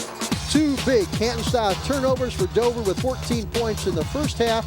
A touchdown here to close out the second half, or second quarter, and our score at the half. It is Dover 21, Canton South nothing. We're back with the halftime after this. And we are back at halftime at Canton South Stadium. 21-0 Dover Tornadoes. And let's go down to the field now. I want to introduce you to this year's edition of the Dover High School Marching Tornadoes. And let me also add that the Dover Band Show this season is brought to you by Karen Stokey and her staff at Lavender Bridal Salon in downtown Dover. Visit Lavender Bridal in downtown Dover for all your bridal and formal wear needs. Lavender Bridal is at 218 West 3rd Street in Dover. Give Lavender Bridal a call, 330-602-0333. Sit back, relax, enjoy the Dover Band Show. Compliments of Dover Bridal.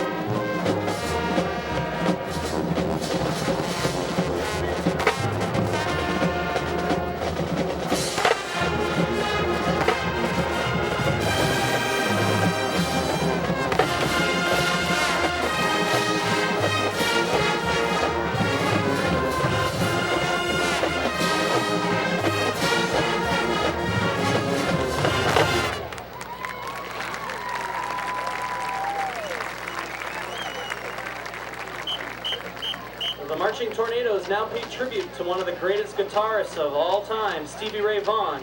Although he was killed in 1990 in a helicopter accident, his music lives on We now feature our percussion section as the band rocks on with The House Is Rockin'.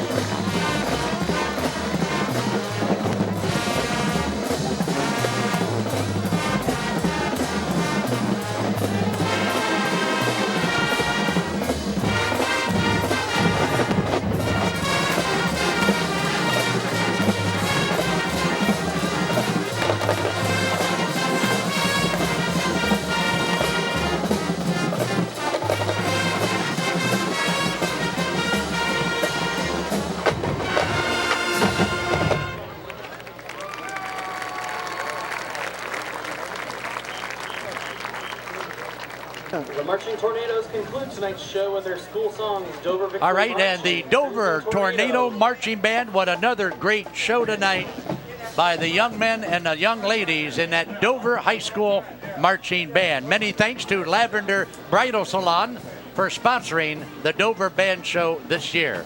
We'll be back in a little bit with our CSE Federal Credit Union halftime report. Joe and I will bring you all the stats and tell you about the first half. We'll be back after you watch this. Okay, Joe Dunn along with Charlie Jones back at Canton South High School. Opening night of the 2009 high school football season. Dover out in front, 21-0 as we bring you the CSE Federal Credit Union halftime show. And Charlie, a lot of big plays all around for the first two quarters of this football game. Well, let's take a look, Joe, at the first half scoring. It was Dover early with 11:35 on the clock. Ian Drapko, okay. Mickey Mamarella with a 1-yard run on a big fumble now. Canton South fumbles the football. Mamarella then takes it in from 1 yard out. Zach Rafter's kick is good. It's 7-0 at 11:35 of the first period. Then at 6:43 in the first period, the second Canton South fumble, as Dover will take advantage of that on a Keith Johnson 3-yard run. Kick is good again. At the end of one, Joe, it's 14-0. Then late in the first half with only 19 seconds to play, Mamarella with a bullet pass from 7 yards out to Colton Zahner, as Zahner will take it in to put Dover up 21-0 at halftime. And Joe, let's take a look at some of that, Joe. You want to see the highlight film we've got, buddy? I'll tell you what, they did a great job down in the truck getting those highlights together. And let's take a look at them right now as Canton South comes out on the football field. And, boy, that was a highlight of the first quarter for them. They bad snap the fumble, and down inside the 1 yard line, Dover recovers. And then Mamarella with the quarterback sneak. The extra point was good. And as you said, Charlie, Dover led 7-0. Now a big hit right here. The ball pops loose. Dover gets it again.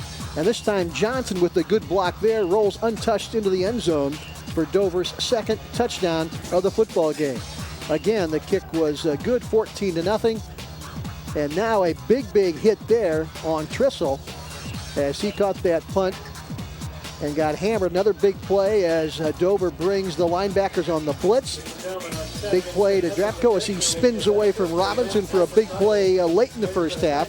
And now the touchdown pass. Great throw and great second effort there by Dover to get into the end zone for their third touchdown of the first half.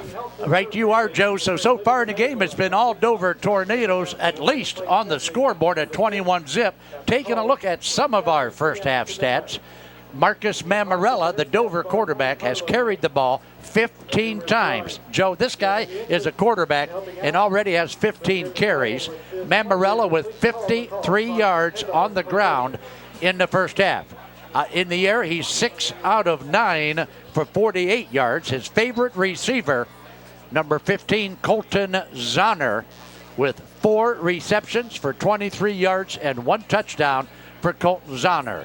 For Canton South, it's been all Justin Keith. The big kid out of the backfield, 11 carries for 84 yards. So it's tough to stop Justin Keith. 11 carries for 84 yards in the first half.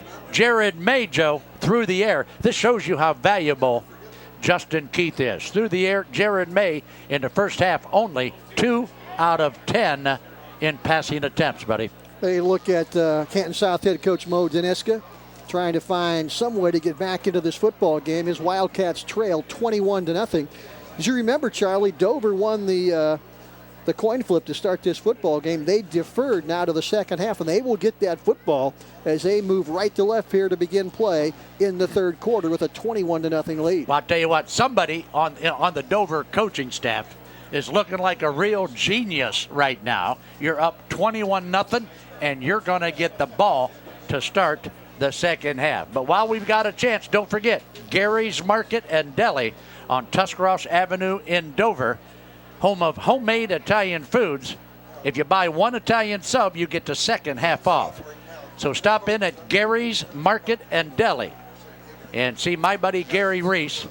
Buy 1 Italian sub, get the second one half off. So stop in Gary's Italian Market and Deli and tell them Joe Dunn and Mellowtone sent you. Mark Trissel with the line drive kickoff. Looks like Maz has that football, trying to break to the outside, and a good open field tackle there by the man that kicked off. That is Trissel.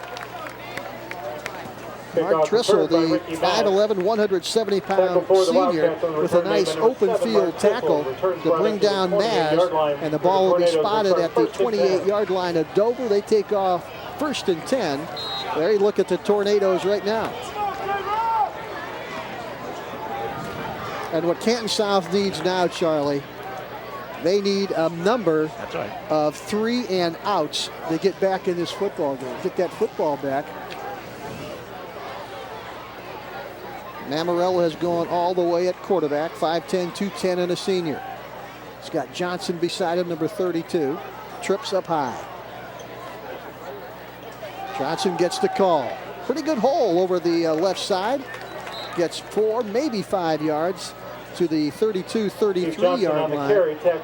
And if they keep that ball on the ground, Charlie, and can rack up some first downs, that's going to make it awful tough for Canton South. They need that football back in a hurry. You've got a tandem back there in Marcus Mammarella and Keith Johnson. A 1-2 punch that comes in real handy when you want to eat some time off of that clock. Johnson and Mammarella in the 8 train, baby. 2nd and 5 for the Tornadoes.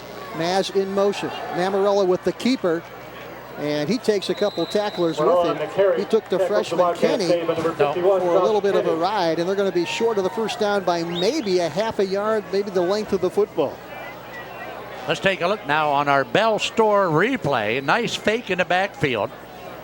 And there you see the quarterback, Mammarella, who had 53 yards rushing on 14 attempts in the first half of action.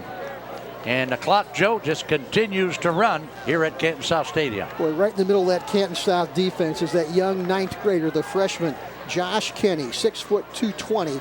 And he was in on that tackle. He is going to be a great football player before he's done here at South. 1st and 10. Amarella with the keeper, right up the middle, breaks one tackle, takes a couple folks with him over the 45 to the 46. Boy, he is a load to bring down. And don't think for 1 minute, Joe, that just because he's carrying the load right now for the Dover Tornadoes, Marcus Mamarella is young and he is as strong as a bull. Marcus Mamarella will carry that football until noon tomorrow, okay, before he needs a breather. If he does, I won't be here. Yeah. 2nd and 3, gain of 7 by the senior quarterback. Rolls right, throws. Ball caught and then dropped. Wow, that had yardage written all over it too. Colton Zahner couldn't quite get the handle on it. I think he heard footsteps, but he would have picked up another first down had he caught that football. Let's take a look, Joe, on the replay. Yeah, Mamarella looks like he's going to roll right. Tucks it in and then throws the football and right into the hands. Maybe took his eyes off of it, but boy, if he catches that football, he's got a first down and more down the right side. Now a possession play at 3rd and 2 with the clock stopped with 9:50 to go in the 3rd. How about Mamarella or Johnson out of the backfield on 3rd and 2? Mamarella calling, changing the play.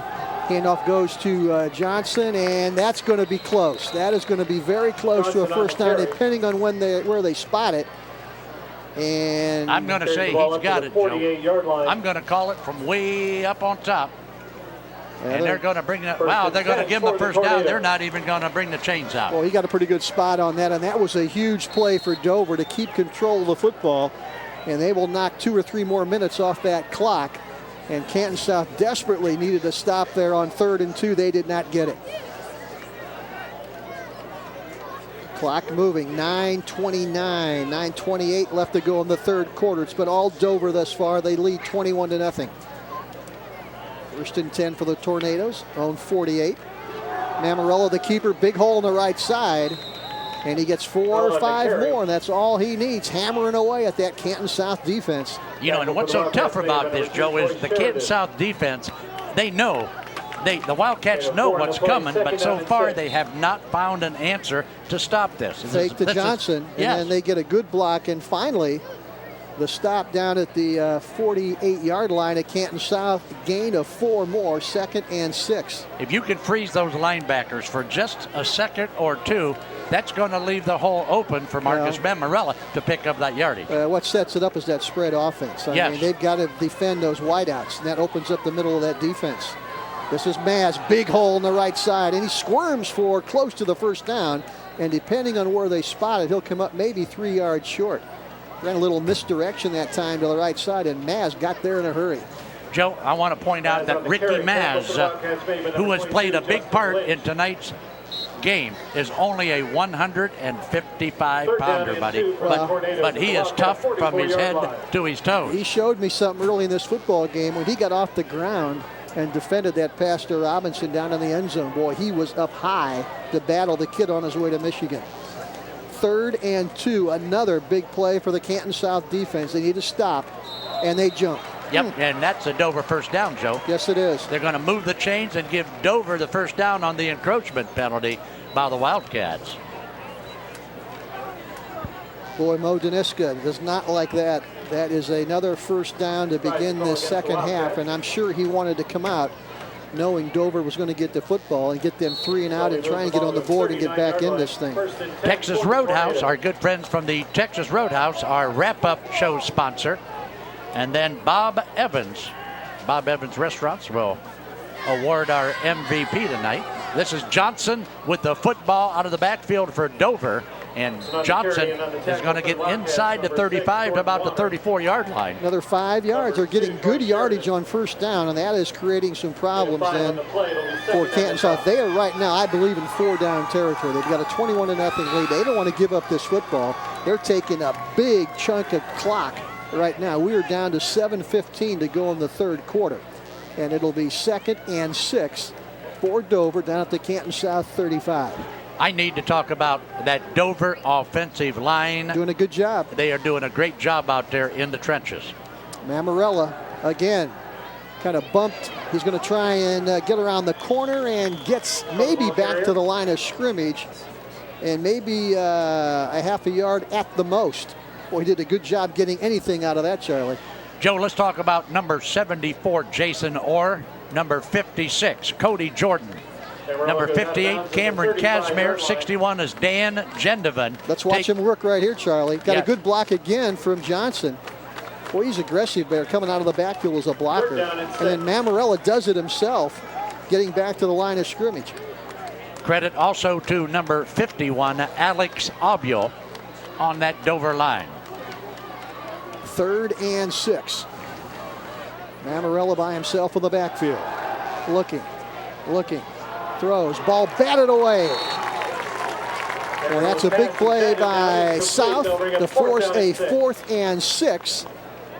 And now Canton South desperately needs a stop right here. Take a look at the Bell Store replay. Here's Mammarella.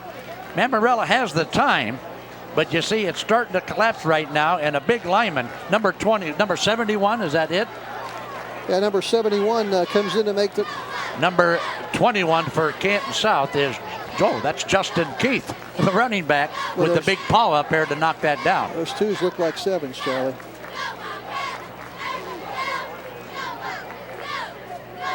They're going to kick it away.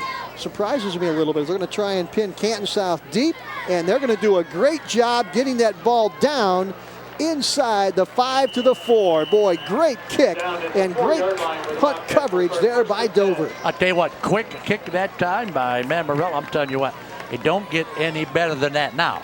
94 yards separate Canton South, Joe, from their first score of the ball game. What are you going to do if you're in that huddle with Canton South? You're pinned all the way back to your 4-yard line, and you've got the game breaker in Robinson. They have not been able to get him the ball to him in any type of open field situation, and it's dangerous right now. They need points in a hurry, but they're not in a position to come up with kind of a play that will spring him right. Let's see what they do here. This is Keith. Gets good yardage. Yeah, picks up 9 yards. 9 yards on first play from scrimmage by Justin Keith. He's going to have a first down, I believe, Charles. They're going to give him 10 up close to the 15-yard line. Wow. That's going to be a Canton South first down as you take a look at the big senior coming around the right side. Trying to get a block right there. Gets the first down all on his own. James Lucas was number 1 there. If he could have popped that block. Well, Dover is not going to let Canton South get anything behind him, Joe. They're going to give up that little bit yardage on the ground. They are not going to give up that long pass to Robinson. They got receivers to the right and left, pass inside. Ooh, I'll tell you what, that was James Lucas, number 1, and he came close to catching that baby on the run, and he saw nothing but daylight ahead if he hangs onto the football. Now take a look now at number 6 for Dover on defense. You're going to see, look, he's going to cut inside. Wow, I'll tell you what. That was there. That's a touchdown if he catches the football, Charlie. Yes, it was. There was nobody in a white jersey who's going to catch him, as he would have caught that ball on the run and gone. As it is, it's 2nd and 10, still at the Canton South 14.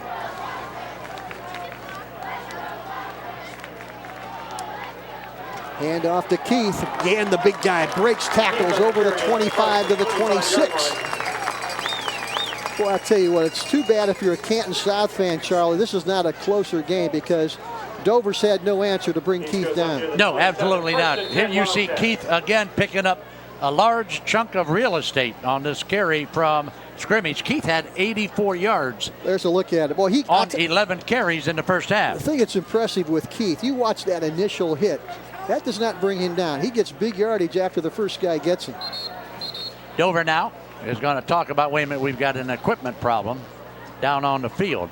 So they're going to stop the clock and fix somebody's chin strap. Troy Sheridan has got a problem with the helmet or the chin strap. So looks like the official there, that is referee John Evans, who is doing some double duty right there, fixing him up. May have been an equipment man in his previous life. Yep. And don't forget, next weekend on Big Time Sports, you can see Ashland at Dover down at Crater Stadium in Dover. That you can watch on Channel 2. That's next weekend, next Friday night, Ashland at Dover on Channel 2. Also next weekend on Friday night, on Channel 99. It's the Perry Panthers against the Crusaders from Canton Central Catholic. So it's all happening right here on Big Time Sports, buddy. Of course, tomorrow night I will be over in Manchester, Charlie, for that big game with Smithville and Manchester, a game fans all over the area can watch at 9 o'clock Saturday morning. 1st and 10 at the 27. Ball batted loose. Big play there. That was number 77, Tyler Hawk. It stuck up that big left hand and batted away. Tyler Hawk, a big dude. There you see Saturday morning you can watch the replay. Joe Dunn with all the action from Manchester High School, the Smithies, and the Panthers. Saturday morning at 9 o'clock, buddy. Right from Jim France Stadium. Yes, exactly right. Brandon Murtaugh, number 42, and Tyler Hawk. There you get a shot at Tyler Hawk playing a pretty good football game as that entire Dover defense has played thus far, shutting them out. 2nd and 10 at the 27. Keith, again, the first guy can't bring him down, but he's going to have short yardage to about the 32, maybe the 33. Gain of about 3, maybe 4. And again, Justin Keith, just a bull in there. They have not been able thus far to spring Gerald Robinson, the 6'2", 190-pound senior, loose for any substantial play. And he is right now wide left. They've got Lucas wide right and Trissel in the slot at the top of your screen. Keith is the only running back as the clock now under 5 minutes here in the third. And Dover needs a little over 5 yards to stay alive on the drive, buddy. South, there it is. James Lucas, 30, 20, 10, 5, bye-bye. And touchdown, and what a play it is, Joe. And that's what Canton South needed to get back in this game, buddy. They ran the same play that Lucas had dropped just minutes ago. This time he catches the football, and boy, Drapko was right behind him. Let's watch it again, Charlie. Let's watch it on the Papa Bears. Catches it on the run, and see you later. Now, I'll take great second effort here by Drapko. Look at him. He's not giving up on the play. Lucas is going to score, but I'll tell you what, he about caught him in play. Kick is high enough. It is long enough. It is good. So James Lucas, Joe, with a big one for the Canton South Wildcats. They needed that one. Now they got some momentum going.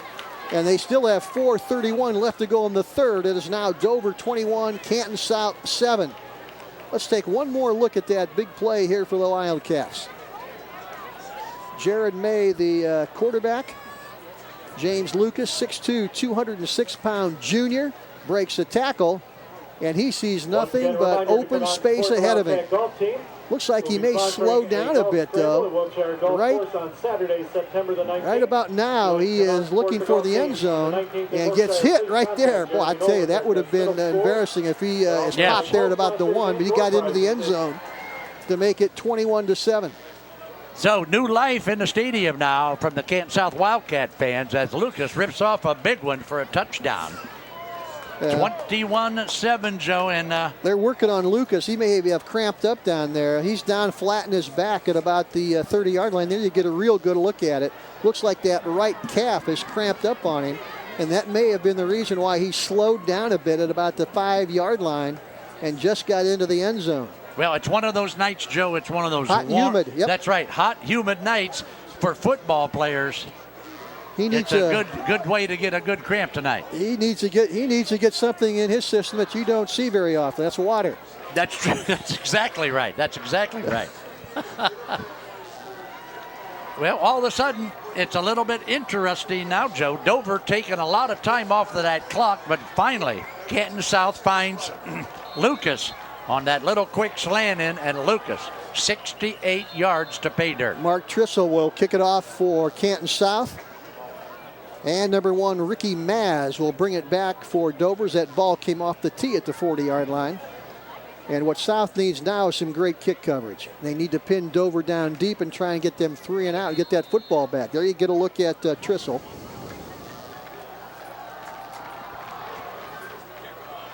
Kickoff coming, and that is going to be out of bounds, or did he touch it? I think he got it before it went out of bounds, Charlie. I think you're absolutely right. So Dover is going to start this possession at about the 28-yard line. Boy, he had to pick it up. You can't take a chance of that ball staying in bounds and maybe Canton South coming up with it. They're going to... Right, they had to cover it, Joe, and just as they did cover it, he slid out of bounds, but that ball is at the 26-yard line. 1st and 10 for Dover. They lead at 21-7, but South has the momentum here after the big play from quarterback Jared May to wide receiver James Lucas just moments ago. So South's defense, they're thinking one thing, Charlie, either turnover or 3 and out. Mammarella, quarterback keeper, right up the middle. And again, they bulls toward the first down. Wow, took 2 or 3 red shirts to bring the big senior down.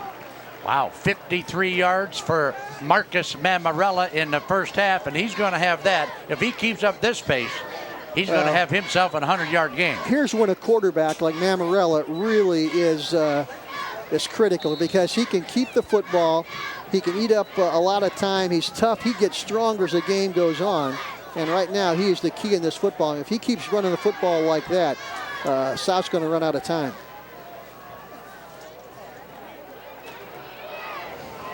Keeps it again. Mammarella on the right side after the fake to Johnson. And he takes it up to the 45-yard line for another big gain. You see, and you're absolutely right, Joe. Dan Ift knows that the workhorse, okay, just hitch the plow to Marcus Mammarella and watch him work that field, buddy, because he is a strong young man. And this is fun for him. Take a look now. There you see him picking up more big yardage and finally gets dragged down from behind. Dover with a 2nd and 2 now from the 45. Again, they have trips left and the single wide receiver at the top of the screen. This time it is Johnson, and he's going to be close to the first down at about the 47-yard line. They spread the field again. Well, you have to be defended out there, and this time the handoff went to Johnson over the left side. He may be the length of the football short of the first down. Wow. He didn't know they're going to give it to him again. Wow. Man, I thought he was a little bit short that time, but they're going to give it to him, and I don't see anybody protesting the change movement. No measurement. They eyeballed that one and gave it to him. As you look at Mo Daniska, he's not arguing, so evidently he's a lot closer than we are. He says, okay, give him the first down, but right now we got to stop him. Canton South, Joe, is favored to win the NBC this year. Well, they've got some talent. Just Dover is picked to finish 2nd in the Times reporter coverage area. And there you see Mammarella again, this time maybe 2 yards, as the clock continues to roll down at 2 minutes and 32 seconds left in the third quarter. Here's Mammarella again, Charlie, on that keeper. They fake it to Maz, and he keeps it right there and tries to find some yardage. And again, it takes more than one Canton South Wildcat to bring him down. At the end of the game, Joe and I will be picking the Bob Evans most valuable player tonight.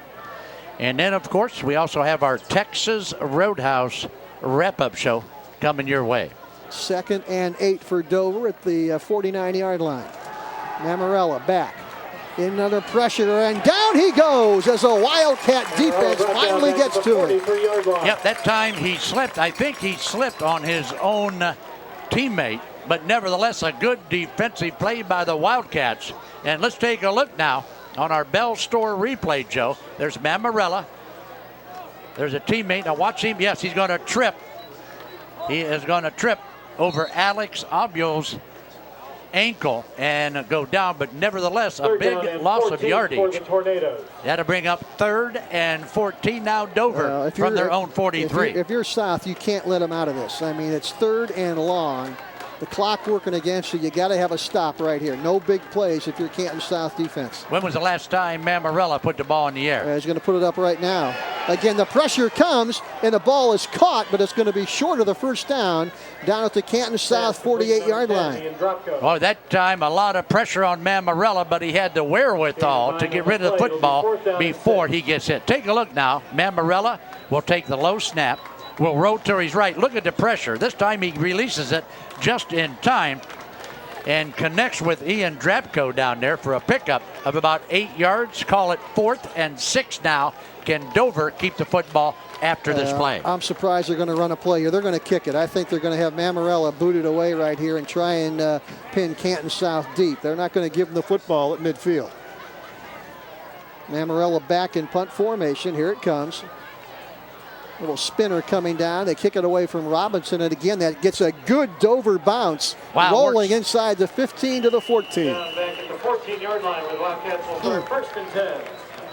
All right, Joe, so that time Dan Ift got out of a little bit of trouble and gets the football back. Dover with that 21-7 lead and almost through the end of 3. Well, you got 17.9 seconds left here in the 3rd quarter. And Canton South has to try and get into the end zone as quickly as possible, get back in this game, make it 21-14. And right now, after that big play, the offense feeling pretty good about themselves as they come out 1st and 10 at their own 14-yard line. Check it out now.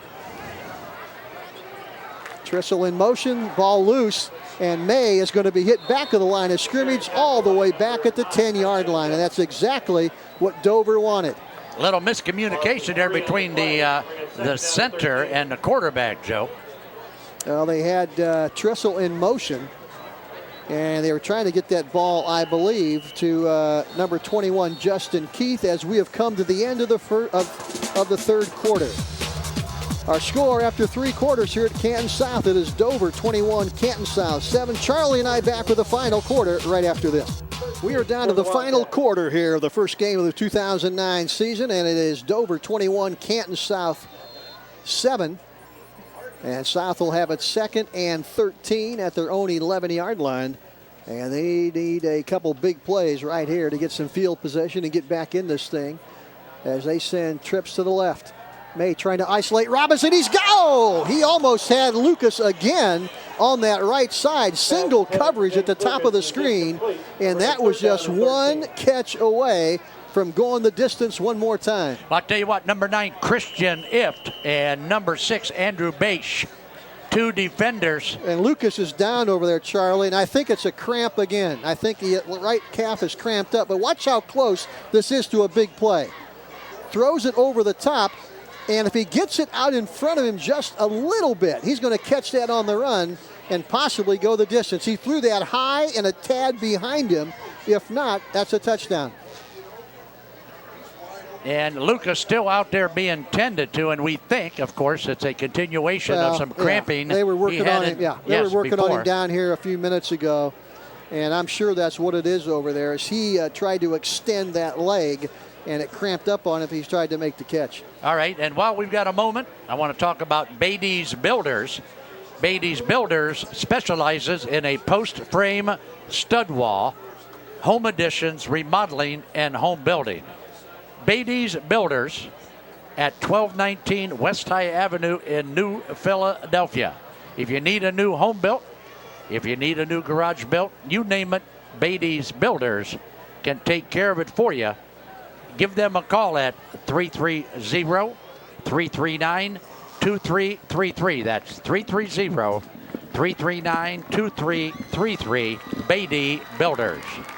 And Joe, he's going to get up under his own power, and it looks like you said, Joe, he's got cramping in that leg. Oh yeah, I'll tell you what, he's want to stay in there, and he is going to stay in there. Well, I'll tell you, he is. There's no way he can continue to play. He is limping on that right calf, and boy, once you get that cramp, Charlie, that is sore for a long time. He's got to get some more water in his system and hope for the best. But right now, Canton South facing a 3rd and 13 at their own 11, just underway here in the 4th quarter, and Dover leading 21-7 over a Canton South football team that I think is going to win a lot of football games this year. Well, Dover dodged another bullet on that last play. Let's see what happens on this one. He's got him open. Oh! Ball intended for Troy Sheridan down the right sideline. Intended for Troy Sheridan. Oh, was that Trissel or Sheridan? I think that's Sheridan, number 2. Those 2s and 7s look an awful lot alike. That was Troy Sheridan, the 5'10", 175-pound junior who almost ran under that for another big play. Just missed another one. Well, that time Dover with a little bit better defensive coverage this time, but you're right. Number 15 is the defender for Dover, Colton Zahner. And looky here, if he catches that, right on the he is fingertips. off to the races. Colton Zahner was beat by about a step and a half. Boy, that was a well-thrown pass, and that offensive line for Canton South gave Jared May plenty of time to throw it. Waters out of the end zone, punts it away. Let's watch the bounce. Gets a Dover bounce, and they're going to have great field position. Run is down at the 35 Down yard inside the line. 35 and maybe the First and 10. 33, where they'll take over 1st and 10. Let's see where they spot it. Going to be maybe the 35 over there across the way, but Dover's going to have excellent field position to try and ice thing away with another touchdown. One more time, Joe, I want to talk about Gary's Market and Deli. Gary's Market and Deli, specializing in homemade Italian foods, offers this week's special. It's a big-time sports special. You buy one Italian sub, you get the second half off. That's Gary's Market and Deli on Tuscarawas Avenue in Dover. Buy one Italian sub, you get the second one half off.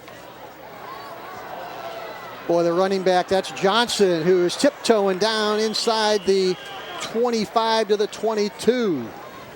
And the big junior with another big play down the left side. Well, I'll tell you what, that time Johnson with a lot of running room. And take a look now, that play was a miscue. He got it off the ground from quarterback Marcus Mamarella. He tucks his head, he keeps his feet, and picks up big yardage all the way down to the 22. Well, that's another first down for Dover.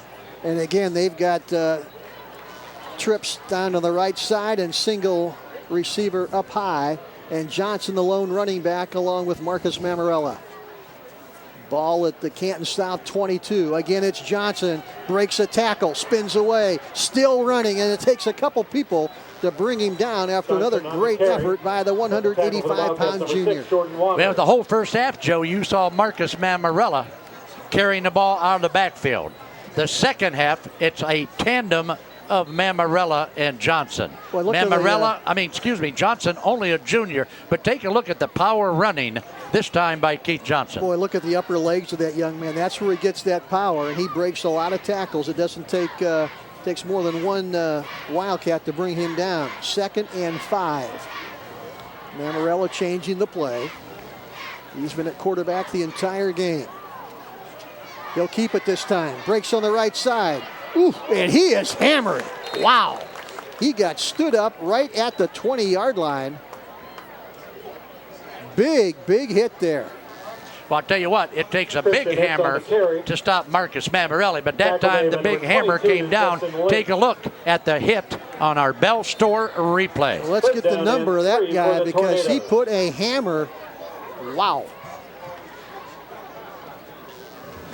That may have been Jared Robinson.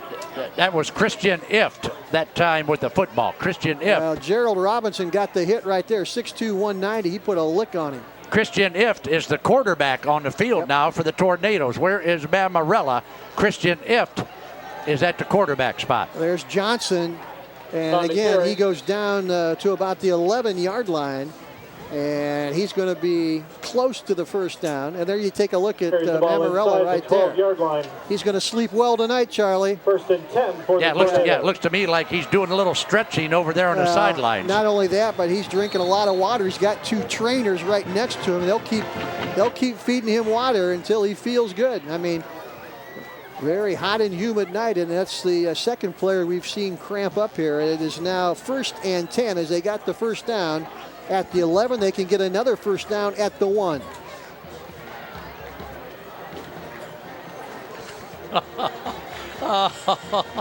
You're right. I'll tell you what, not only water, but eating a lot of bananas. Get that potassium in there. Bad snap, bad handoff. And they're going to lose back to the 15-yard line. And Canton South right now playing for their lives, Charlie. There's no way they can give up any more points, not even a field goal, as we are down to 8 minutes and 45 seconds left in this football game. And they need a turnover. They need some type of stop, and that's exactly what Mo Daniska, you look at right there, the Canton South coach. He's thinking the same thing. We cannot give up anything else. And even then, it's going to take a couple big plays to get back in this thing. But right now, Canton South defense needs some stops. And don't forget, Dover's got a guy that can kick those 40, 45-yard field goals if Canton South stops him. Another low snap. If digs it out and takes it down to the 10-yard line. Number 9, Christian Ift. That's Dan Ift's youngest son at quarterback down for the Dover Tornadoes as Mamarella continues to drink water and stretch over there, working out some cramps. Dover now 3rd and 9 from about the 10-yard line. Of course, Danny Ift Jr., now a wide receiver over at Ball State in the Mid-American Conference. Outstanding receiver for the Tornadoes a few years ago, and is now 3rd and 9 for Dover down at the Canton South 10. 4 down territory for sure as Ift spreads the field wide. And now we have a timeout on the field, and Dover's going to call it. Called by the Tornadoes. So timeout on the field, 7:34 left to go in the football game. It is Dover 21, Canton South 7. We're going to take a break and come back with the final 7:34 right after this. We've got 7 minutes and 34 seconds left in the opening game of the 2009 high school football season. Glad you joined us tonight on Big Time Sports. Joe Dunn along with Charlie Jones, and Canton South with 2 first quarter turnovers. Dover has capitalized. They put 1 more on the board in the 3rd, and that's where we stand right now with 7:34 left to go in the football game. Dover 21, Canton South 7. Joe, do you call that timeout to get your starting quarterback back on the field? Number 7, Marcus Mamarella, who has been Superman tonight for Dover, is back with a 3rd and 9 facing him, buddy. This one puts the game away if they get in the end zone. So they want their starting quarterback in there to try and put it away. First look at this type of formation, Joe. He's got Keith Johnson in the backfield with him with a man in motion. They give it to Johnson, trying the right side. 10, 5, and still battling down there. It's going to take half the student body to bring him down. And finally. Wow, he's at the 1-yard line, Joe. That baby is going to be a first down. He was a bull in a china shop right there. I mean, he was stopped a couple times. There you get a great look at it. And I'm not sure if that's Johnson down on the ground right there in the end zone or not. But you have a Dover torn. You got 2 Dover players flat on their back. Oh, man, I'll tell you, people cramping up all over the field now, Charlie. You've got a Dover player at the 2, and you got another player in the end zone, and both of them have cramped up, and you got the entire training staff for Dover out there working on it. Let's take a look, Joe, if we can. Let's take a look now at the replay and see how hard. Ooh, great block there, I'll tell you what. Wow, look at Keith Johnson. He's going to put his head down right here now, boom, and take a look at all this action. Johnson is going to pick up a first down at the 1-yard line. He won't go down, Charlie. He will not go down. Still battling. Finally, he goes down, and he cramps up right there. But he got a great block by Brandon Murraugh. 5'10", 205 just blasted one of those South Wildcats down to spring Johnson loose. Well, I don't know, Joe. They haven't moved the change yet, but wow. Oh, that's right. Inside the 10. That's right. Well, we got yes, you're right. They're cramping up down there, Joe, and it's that kind of night for high school football. Yeah, that was a goal-to-goal situation, so that ball will be spotted down there at the 1-yard line. And now they try to bring up Zahner, and he goes right back down with another cramp. And I'll tell you, that's about as painful as it gets right there. Yes, it is. And if you've never experienced a cramp like that, you don't know what we're talking about. That is painful, buddy. Look at it. You can almost see the muscle right there as he gets up, and he's going to try and walk it off. But I think you got Maz down there. Ricky Maz also with the cramp. I think Colton Zahner is the other Tornado with the cramp. Maz walking off the field with one of the training staff for the Tornadoes. Well, on the Canton South side of the ball, Colton Casto, number 77, limping off the field. I don't know if that's a cramp or. Yeah, there's Zahner right there. Oh, 22? Wow. I need my glasses changed. I thought that's number 22, Joe. That's Justin Lynch. Yeah, those twos coming off the field. Those number 2s 22. and 7s look an awful lot alike. Wow. That shows you how old I'm getting. I think you need a couple bananas up here, Charlie. Yes, I do. I need more than bananas. I need to. You're starting to cramp up. Yes, I got eye cramp. Oh. Well, let's set the stage for you. We've got 7:16 left to go in this football game. Dover 21, Canton South first and 7. goal for the Tornadoes, And Dover just inside 1 the yard Wildcats' away from 2-yard going line. in for another touchdown and pretty much putting this football game out of reach. Mammarella, the quarterback. Fumble, and he picks it up and gets it back maybe to the line Fumble of on the scrimmage, snap, but that recovered is by all. Mammarella. As Wow. Mammarella came out of that snap a little bit too quick, tried to get to No that gain on right the side, play. but didn't have the Second and goal football. at the 2-yard line. He's got to learn to stay and feel that ball before he takes off, Joe. That time, all he was thinking about was end zone, Yep. and he almost caused a costly penalty. Take a look now at our Bell Store replay. He's going to come out of there way too quick, and he goes down at the 2, so South dodges the bullet. Hand off to Johnson, and down he goes at about the 1.5. It's a loose football. I think Johnson, I'm not sure if he Johnson on coughed the it up carry, or no not. He gain. had it. And now Canton South third and playing goal for with the their clear. lives right now, trying to keep Dover out of that end zone and somehow stay in this football game. Take a look now, Joe, and here's Keith Johnson again. And watch this ball right about, well, he hits the ground and then it pops out. But, Yeah. but good defense by Canton South that time on that goal line stand. Looked like another good block there, too, by Eric Aubil. I'll tell you. You're going to run it wide or you're going to run it off tackle? I give it to Johnson and let him do what he wants. And Wow. there you go. Handoff Johnson. Going to try to turn the corner, and he gets into the end zone. Wow. Boy, he got hit at the 2, and the big junior rumbles in over a couple Canton South Wildcats. And that kid has played a monster of a football game. Well, I'll tell you what, Joe. It's good night, Irene. They're up 27-7 now with a little bit less than 6 minutes to play. Canton South has got to light it up, and they got to light it up quick. Let's take a look Watch where at he gets Johnson hit. Yep. with the touchdown. Watch where he gets hit initially, Charlie. He's trying to turn the corner. He gets hit really at about the 3, and he's not going down. I mean, he takes, I believe that was Robinson, number 4, that tried to get him. He took him into the end zone, and it's now 27-7. And Rafter will try and make it 28. The left footer has it blocked. Canton South not quitting. They come up with the block. And with 5:57 left to go in the football game, Dover has scored again, and they now lead 27-7. And we have another player cramped up down at about the 9-yard line. Yes, this time it's on the Wildcat side of the football. Joe, while we've got it.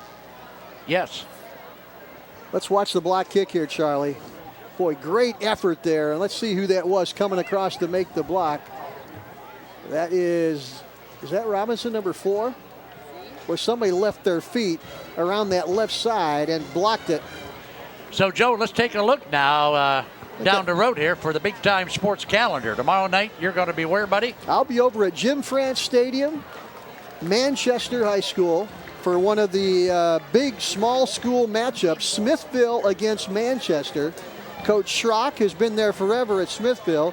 Jim France, over 30 years, head coach at Manchester. And it's going to be a wild one there at Jim France Stadium. We'll have it for you at 9 o'clock Saturday morning on Big Time Sports, Manchester, Smithville.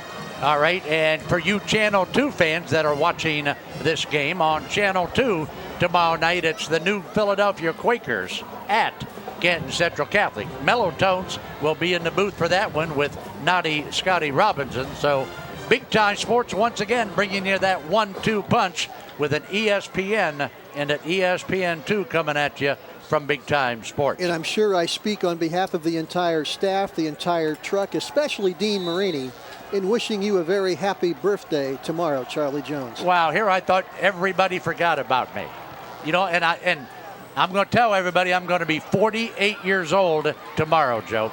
Rafter with the kick, and James Lucas brings it back to the 37-yard line where Canton South will take over 1st and 10.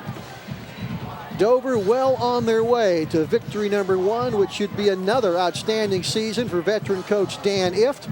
They are picked number 2 in the conference behind arch rival New Philadelphia, but we're going to have to wait to week number 10 before that score is settled. I'm going to tell you what, right now, the county, Dover, New Philly, Tuscarawas County is already at war with each other over this Dover-Philly game, and we've got 10 weeks before we even play it. I may even come down and watch that one, Charlie. You can be in the booth with us, buddy, if you want to.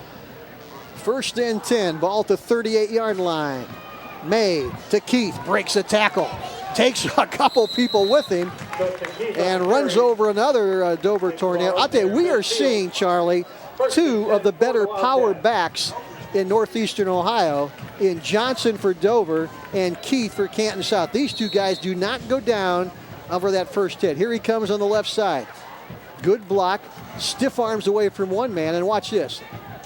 Boom, finally he goes down, but not before he gets that first down. Well, Joe, it's going to be up to us to pick our Bob Evans player of the game in our Texas Roadhouse wrap-up show. And, Joe, I'm telling you what, we got a couple, 3 guys out there, oh, yeah. that we got to think about for our Bob Evans MVP. I've got in mind who it might be. We're going to have to wait and see. May back to throw. Gets it to Robinson, but overthrows him and almost picked off. And Robinson may have taken a hit, and down he goes. I'm not sure. I don't think that. Maybe he's cramped up. Yes, he is. He hit the ground with another leg cramp. Ian Drapko back in that safety position. Drapko came up, knocked the football down, and makes it an incomplete pass. Let's watch this. I tell you, there's a seam in there. If they can get that ball to Robinson right now, he breaks contained from the cornerback. The safety comes up, but there is about a 5 or 6 yard cushion right in there. If they can get that ball to him, I'd say there's nobody close to him. They're going to wait too long. That safety comes over and makes the play.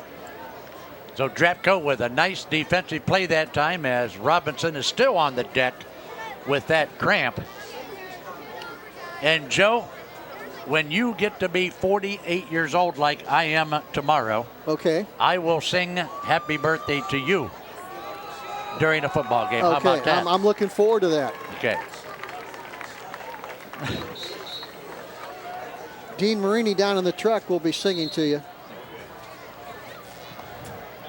We're going to have to plug his spooky movie too. One of the great shows in television in Northeastern Ohio. Yeah, somebody said he's getting a new co-host. Oh, looks like a face mask as May goes down back at the 47-yard line, but somebody grabbed the face mask and spun Mr. May like a top. Well, that time coming in with a lot of pressure is number 42, Brandon Murtaugh. That time, watch this, Brandon Murtaugh, 42, will get through that line, and here he comes. He's going to reach out. Whoa. And there you see he has the face mask, so a penalty on Dover. He knew it right away too, but when you're a defensive lineman coming through that, you're grabbing for anything you can to try and get that sack. That's right. That's exactly right. That's a big one all the way down to the Dover 37-yard line, where it'll be 1st and 10 for Canton South. But the clock is against them as long as the score. 27-7 Dover with only 5:04 to go on a moving clock here at Canton South. May has Keith beside him. Rolling right. Looking, throwing deep. That ball will be picked off and then dropped. I'll tell you, it looked like Robinson had to come back and actually that was number 1, James Lucas, who had to come back and play defensive back as that ball was underthrown. Well, I'll tell you what, number 40, I'm going to try to get a number out there. Let's take a look. Who's the defender out there for Dover? Number 40, is that 43 or is that 47? Take a look here on the replay. Good defense out there. That is number 43. That's David Van Gilder. Yes, Van Gilder with a nice play. Only 5'7", 160 and a junior. South now 2nd and 10. Trying to score as quickly as they can and try and create a miracle. Throwing deep toward Robinson, and this one is batted away. Wow, Ian Drapko is down there like a ballerina and very gracefully says, "Get that easy stuff out of here, guys." Well, they tried to find Gerald Robinson down that sideline again, and Drapko, coming over from that safety position, has been with him the entire game.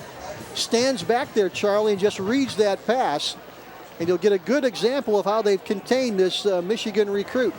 May's going to put it up, and it gives plenty of time for Drapko number 10 to just wait on it.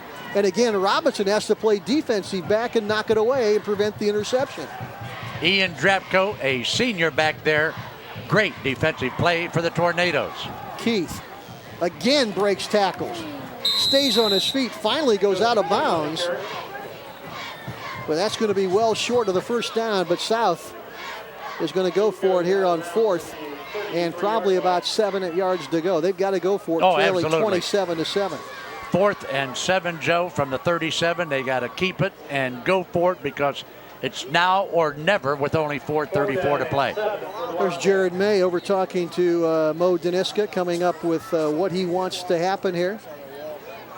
Joe, let's remind all of our big-time sports fans out there that for all the schedules, you can go to bigtimesportsohio.com. That's bigtimesportsohio.com for the best high school football schedule you can find. 4th and 7 for South. May will throw over the middle. Caught on the run by Lucas. Lucas, 5, touchdown! James Lucas, his 2nd of the night. Well, I'll tell you what, here we go. Well, that's Trissel, I'm sorry. That is Trissel, number 7, that caught that one on the run. Lucas, number 1, Trissel, number 7, and he caught that and into the end zone for Canton South's 2nd touchdown. And again, it was that crossing pattern. Great throw in between 2 Dover defensive backs. And Trissel takes it into the end zone for the touchdown. Yeah, that time a nice play by Mark Trissel. A couple missed tackles there, but nonetheless, it comes up with 6 big ones for the Wildcats. Kick is up. Kick is good. Just barely made it over. Through. And now gets set for the onside kick, Charlie. You can bet on that one. 27-14 with only 4:31 to play. And Joe, there is enough time for the Canton South Wildcats. Well, they need a miracle. They need to pull a rabbit out of the hat right now. Number 1, they need to get this onside kick and then convert. And that's the first thing they've got to do. But 27-14. Dover leading in this football game, and I'll tell you what, it's not worth talking about now, Charlie, but that blocked extra point could be huge if this thing gets down to the final minute or so. Well, you're absolutely right. It's not worth talking about now, but I get your drift. I'm picking up what you're putting down, Joe, but, you know, time will tell if you're hitting the nail on the head there. Also should remind our fans that we have the Big Time Sports Show every week. Thursdays at 7:30, we feature a different high school football team from the area. And this Thursday night, we will have the Canton McKinley Bulldogs as our guests. You can watch that show every Thursday at 7:30, every Saturday morning at 8:30, and ably directed by Mr. Dean Marini, who is also the star of the spooky movie, yes, right? Yes, he is. Okay, here we go. We've got everybody except Trissel up at the top of your screen, lined up, ready to have this onside kick. Dover is ready for it. There you get a good look at what has to happen. South will start there, guys, right now. Here's the kick, a high bounce, bounces away and recovered there by number 42. I think that's Brandon Murraugh, who came in with that. Brandon Murtaugh with those great big hands of his, and that's why he's up front there on the onside kick. So Dover will get to football at the 47. Joe, if Dover can, you know, eat the clock like they've been doing, this one's history and in the books. Yeah, if they string some first downs together, it's over. What Canton South has to do right now, they're thinking turnover 1. They're thinking 3 and out second. They love that turnover, but I can bet you they're going to put that ball in the hands of Mr.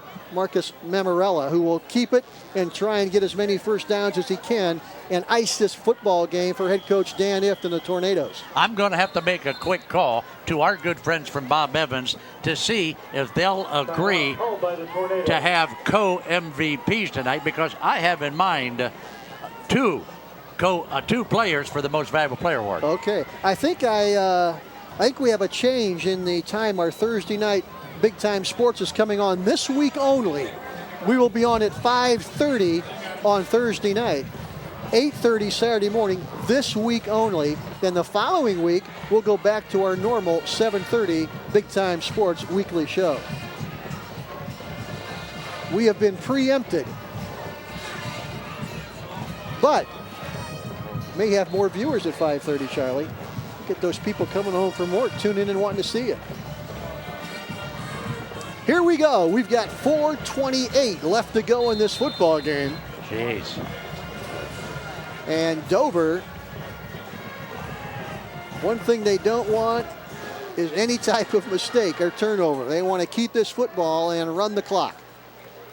And they give it to Mr. Bread and Butter Johnson, and he gets back to the line of scrimmage maybe. And check it out, Joe. Christian Ift, number 9, the junior, is at quarterback again. Let's see when for the Dover Tornadoes. Let's see when Canton South wants to start using some of these timeouts.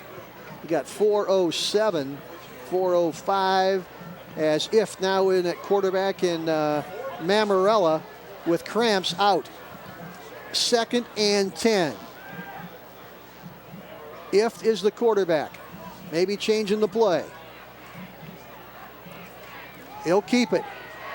Spins away, but not enough. Maybe 2 yards, and that is all. And now a big 3rd down possession play for Dover with the clock running with 3:37. And now a timeout by Canton South to stop that clock with 3:37 left to go in the football game. So Canton South has done exactly what they want to do here, Charlie. They have forced a 3rd and long for Dover. They've stopped the clock, and now they need one more stop to get that football back. You've got a junior quarterback into the lineup who has not seen a whole lot of snaps tonight by the name of Christian Ift. 3rd and long, Joe, 3rd and 8. Are you going to let Christian Ift put it in the air? No way. Okay? No way. In hopes that they don't intercept it. You do not throw the football right here. You get the ball on the ground, give it to Johnson, hope he can break some tackles and get a first down. That's what I wanted to hear you say. You force Canton South to make plays. You That's don't exactly throw right. and give them an opportunity to pick it off right here. They've got it 3rd and 8 as you look at that Canton South sidelines and now into the Dover huddle. And I'm sure they're telling that young quarterback, give the ball to Mr. Johnson and get out of the way. Well, the Dover Tornadoes, who ended the year last year, beat these Wildcats in the regional semifinal and then got beat by Steubenville in the very next game. So Dover with a great season last year at 10-2. They're going to throw it. And they throw it out of bounds. Well, Joe, aren't you the one that said no way will they throw the football? Well, I'll tell you what that did. Number one, incomplete pass stops the clock.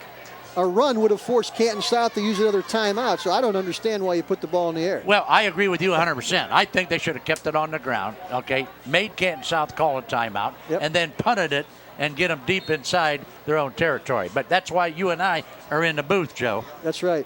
A little trickery, a little surprise move that time by the Dover offense. Yeah. Well, let's see what happens. Let's see if Canton South can get a return right here.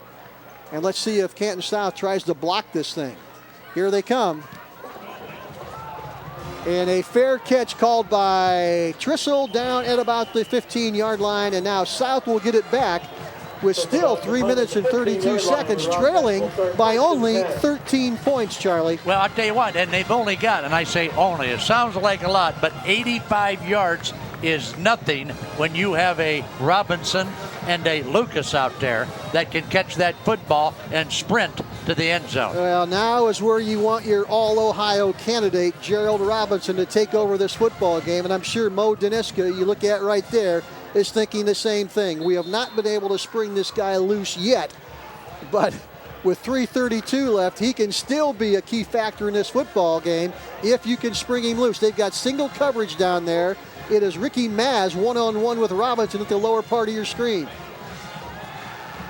They're looking. Mays throwing deep for Trissel, and it's caught and out of bounds. First down. Boy, that time, Joe, it was a great pass from May to Trissel, and that time he found the seam and found the pocket in that Dover defense. Well, Dover's defensive backs not letting anybody get behind him. They will give him the short stuff. That was a great throw and a great catch as you watch May go back and throw. He has his eyes on Trissel the entire way, throws it up, and Trissel does a great job of concentrating on the football and getting out of bounds. So Dover now rushing only 3 linemen. Everybody else back playing soft defense. May looking, being rushed, and now he will throw it out of bounds.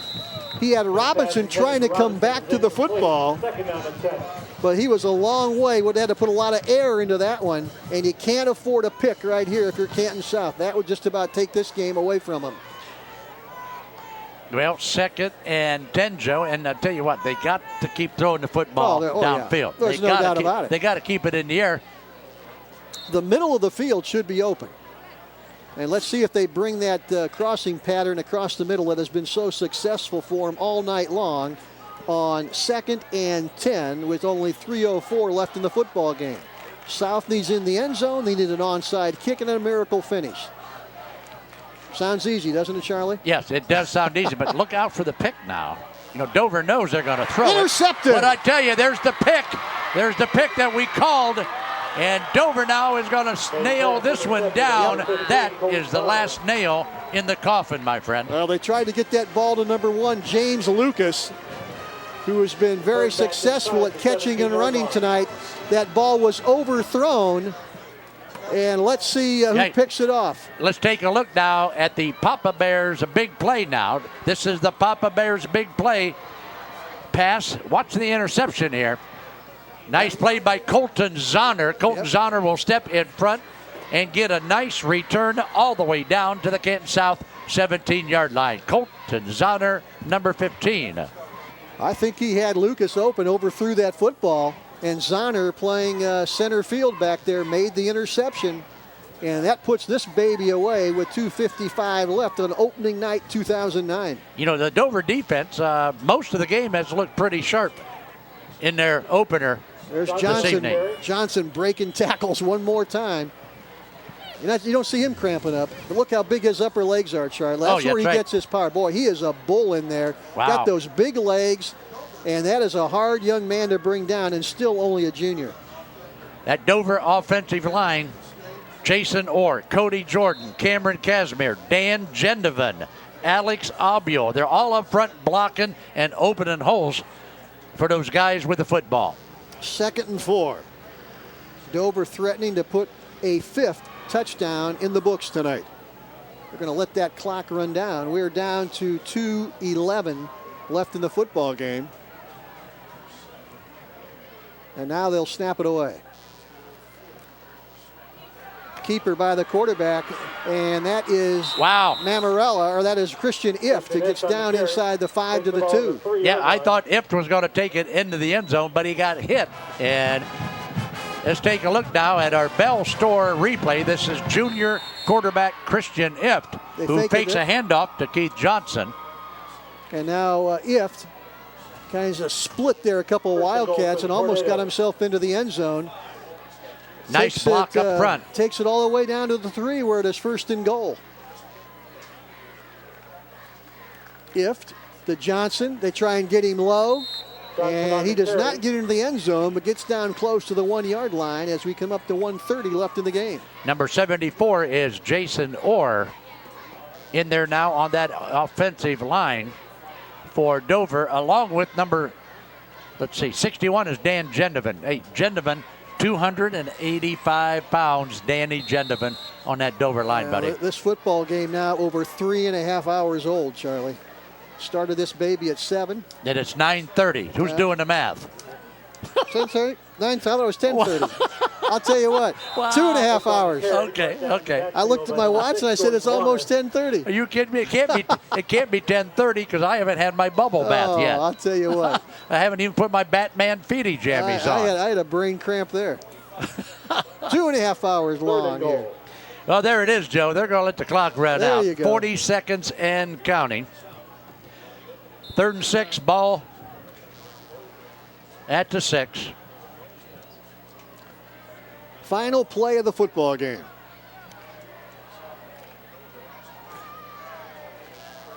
Dover going to go 1-0 as they will host Ashland next week at Crater Stadium. The Ashland Arrows come into town. Hand off to Johnson, and he'll go down, and that will do it. So the Dover Tornadoes have come into Canton South tonight, taking advantage of some Canton South turnovers, and won their opening game of the season 27-14 over a Canton South football team, which I think is going to be a pretty good team, Charlie. Just too many mistakes early to keep them out of the football game, but hats off to Dover. Head coach Dan Ift, they are off to another successful 2009 season. We're back with some final comments, some final stats right after this on Big Time Sports. Well, the 2009 high school football season in Stark County and all over the state of Ohio was underway, and we brought you what we thought was one of the better games in the area tonight as Dover knocks off Canton South 27-14. As we said, Canton South miscues early in this football game. Give Dover credit to take advantage of those mistakes to jump out to a 14-0 lead after the first, 21-0 at halftime as they cruise to a 27-14 opening night win, Charlie. And if you're a Dover Tornado fan, Coach Dan Ift, you got to be happy with getting out here because this is not a good opener. Coach Dan Ift knew, okay, that Keith was going to come out of the backfield. They knew they had a guy by the name of Jared Robinson. I think the game plan Dover had worked to perfection. But you're right. In the early going, those two big fumbles were very costly and put 14 points on the board for the Dover Tornadoes. I'll tell you what, we're going to give the most valuable player of the game to Dover quarterback Marcus Mammarella. But I'm going to tell you what, Charlie, I think the Dover secondary did a tremendous job on Gerald Robinson. He was not a factor in this football game, and 3 or 4 times those Dover defensive backs went man-to-man against him and won just about every battle tonight against that heralded Michigan recruit. Defensive backs, I think, have a close second in players of the game. We're going to give it to Marcus Mammarella because he's the team leader, did a great job directing that attack. But those Dover defensive backs, I'll tell you what, they're going to sleep well tonight. They did a great job. You're talking about guys like Ricky Maz, Ian Drapko, Adam Moss, Colton Zahner, Andrew Bache, and Marcus Mammarella is back there too at linebacker. So, Joe, I agree. Marcus Mammarella was the workhorse tonight. And I'll tell you what, you can't forget a guy by the name of Keith Johnson. Oh, he's a bull. Keith Johnson had a great game for Danny Ift. And, Joe, I am just pleased as punch. Big Time Sports has just concluded another big-time football game to start this high school football season. Of course, our thanks to Rocky Berkwin, who is the Director of Athletics here at Canton South High School, for all his help tonight. Of course, Dean Marini and the great folks down on the truck doing another outstanding job bringing you this game. And, of course, Charlie, we got to thank Texas Roadhouse, our post-game sponsor, every big-time telecast here for the remainder of the season. Yeah, Texas Roadhouse is our wrap-up sponsor for the entire 2009 football season. And before we leave tonight, Joe, I want to say happy birthday to Dave Hanhart. That's my buddy, Dave Hanhart from Dover. Happy birthday to my old friend. Okay, once again, our final score tonight from Canton South. It was Dover 27, Canton South 14. For my partner, Charlie Jones, I'm Joe Dunn. Thanks for watching another high school football game on Big Time Sports.